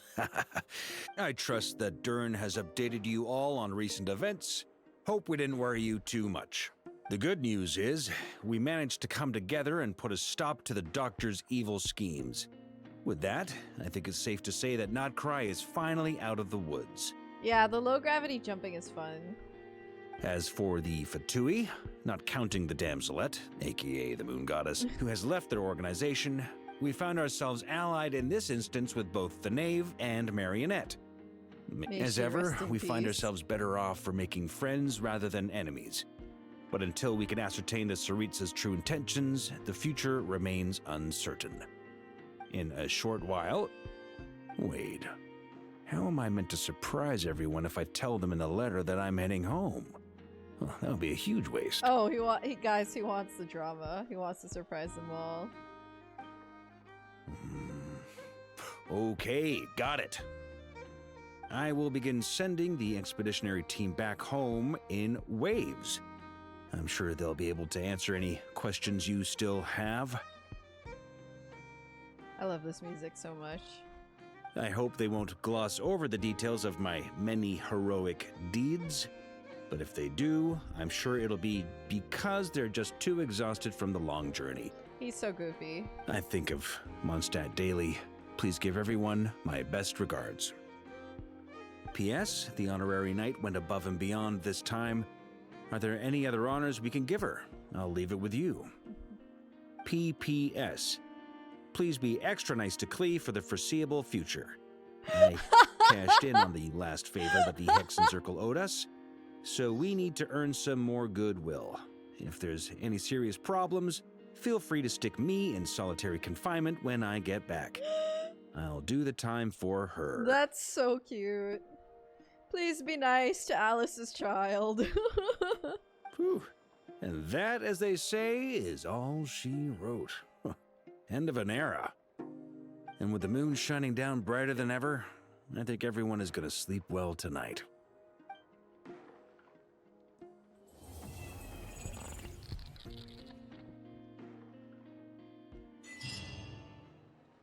Okay, why did they show Act 8 end card twice? Why did they do that? That's not supposed to happen. One is the real one and one is a fake one. They would not make ought not be so frightened. They would not make the mistake of showing it twice. Okay, Dtore is still alive. He's definitely still alive, probably. Something like that. I don't know, guys. That was way too weird. I mean, it kind of looks like Dottore, but I guess it could also just be like other glitches or whatever. Oh, you know, I really like how they did the time paradox thing. Genshin has been doing a lot of different time paradoxes. They've been doing different time paradoxes. It's really cool how they did it here and how they did it like pretty front and center. It was so fun. And like, I can't believe we got to see the 3 Moon Sisters. Show that to a 1.0 player, their minds will be blown. It was really cool how they put all the setup together. I will say, okay, chat, I'm gonna be completely honest, okay? I'm not super clear on how Sandrone's computation of the world formula, like what exactly it was supposed to be. I'm not sure if she was computing a solution or finishing an algorithm on trying to bring Columbina's body together, or she was calculating like what the factors of the world formula to try to reverse something. I know that if they tried to explain it, it might have gone over our heads. I don't get it. And it was a great point of like anticipation, seeing the world formula computation finishing here at that part of the screen, and it like stopped at 90%, and you're like, no, now it's not gonna finish. Now we're never gonna reach our happy ending. It was supposed to bring Columbina's soul. Okay, so that's kind of what I'm wondering, like if the result is, because she said it's also not really like a mathematical formula, so I'm guessing it wasn't made to like spit out a string of numbers. I'm wondering if like the computation acts as a guide. So then as soon as the guide was ready, like a template or like a set of instructions was ready, then in that instant they could enact the instructions and bring Columbina back. So I think it was like it was really I think it seems a bit strange. I guess maybe there's like a clean lore explanation for it, or like I'm misunderstanding it. I think for me that was probably the biggest question mark I have. One of the main characters were computing how the world would come out to help save Fontaine. I mean, I understand that.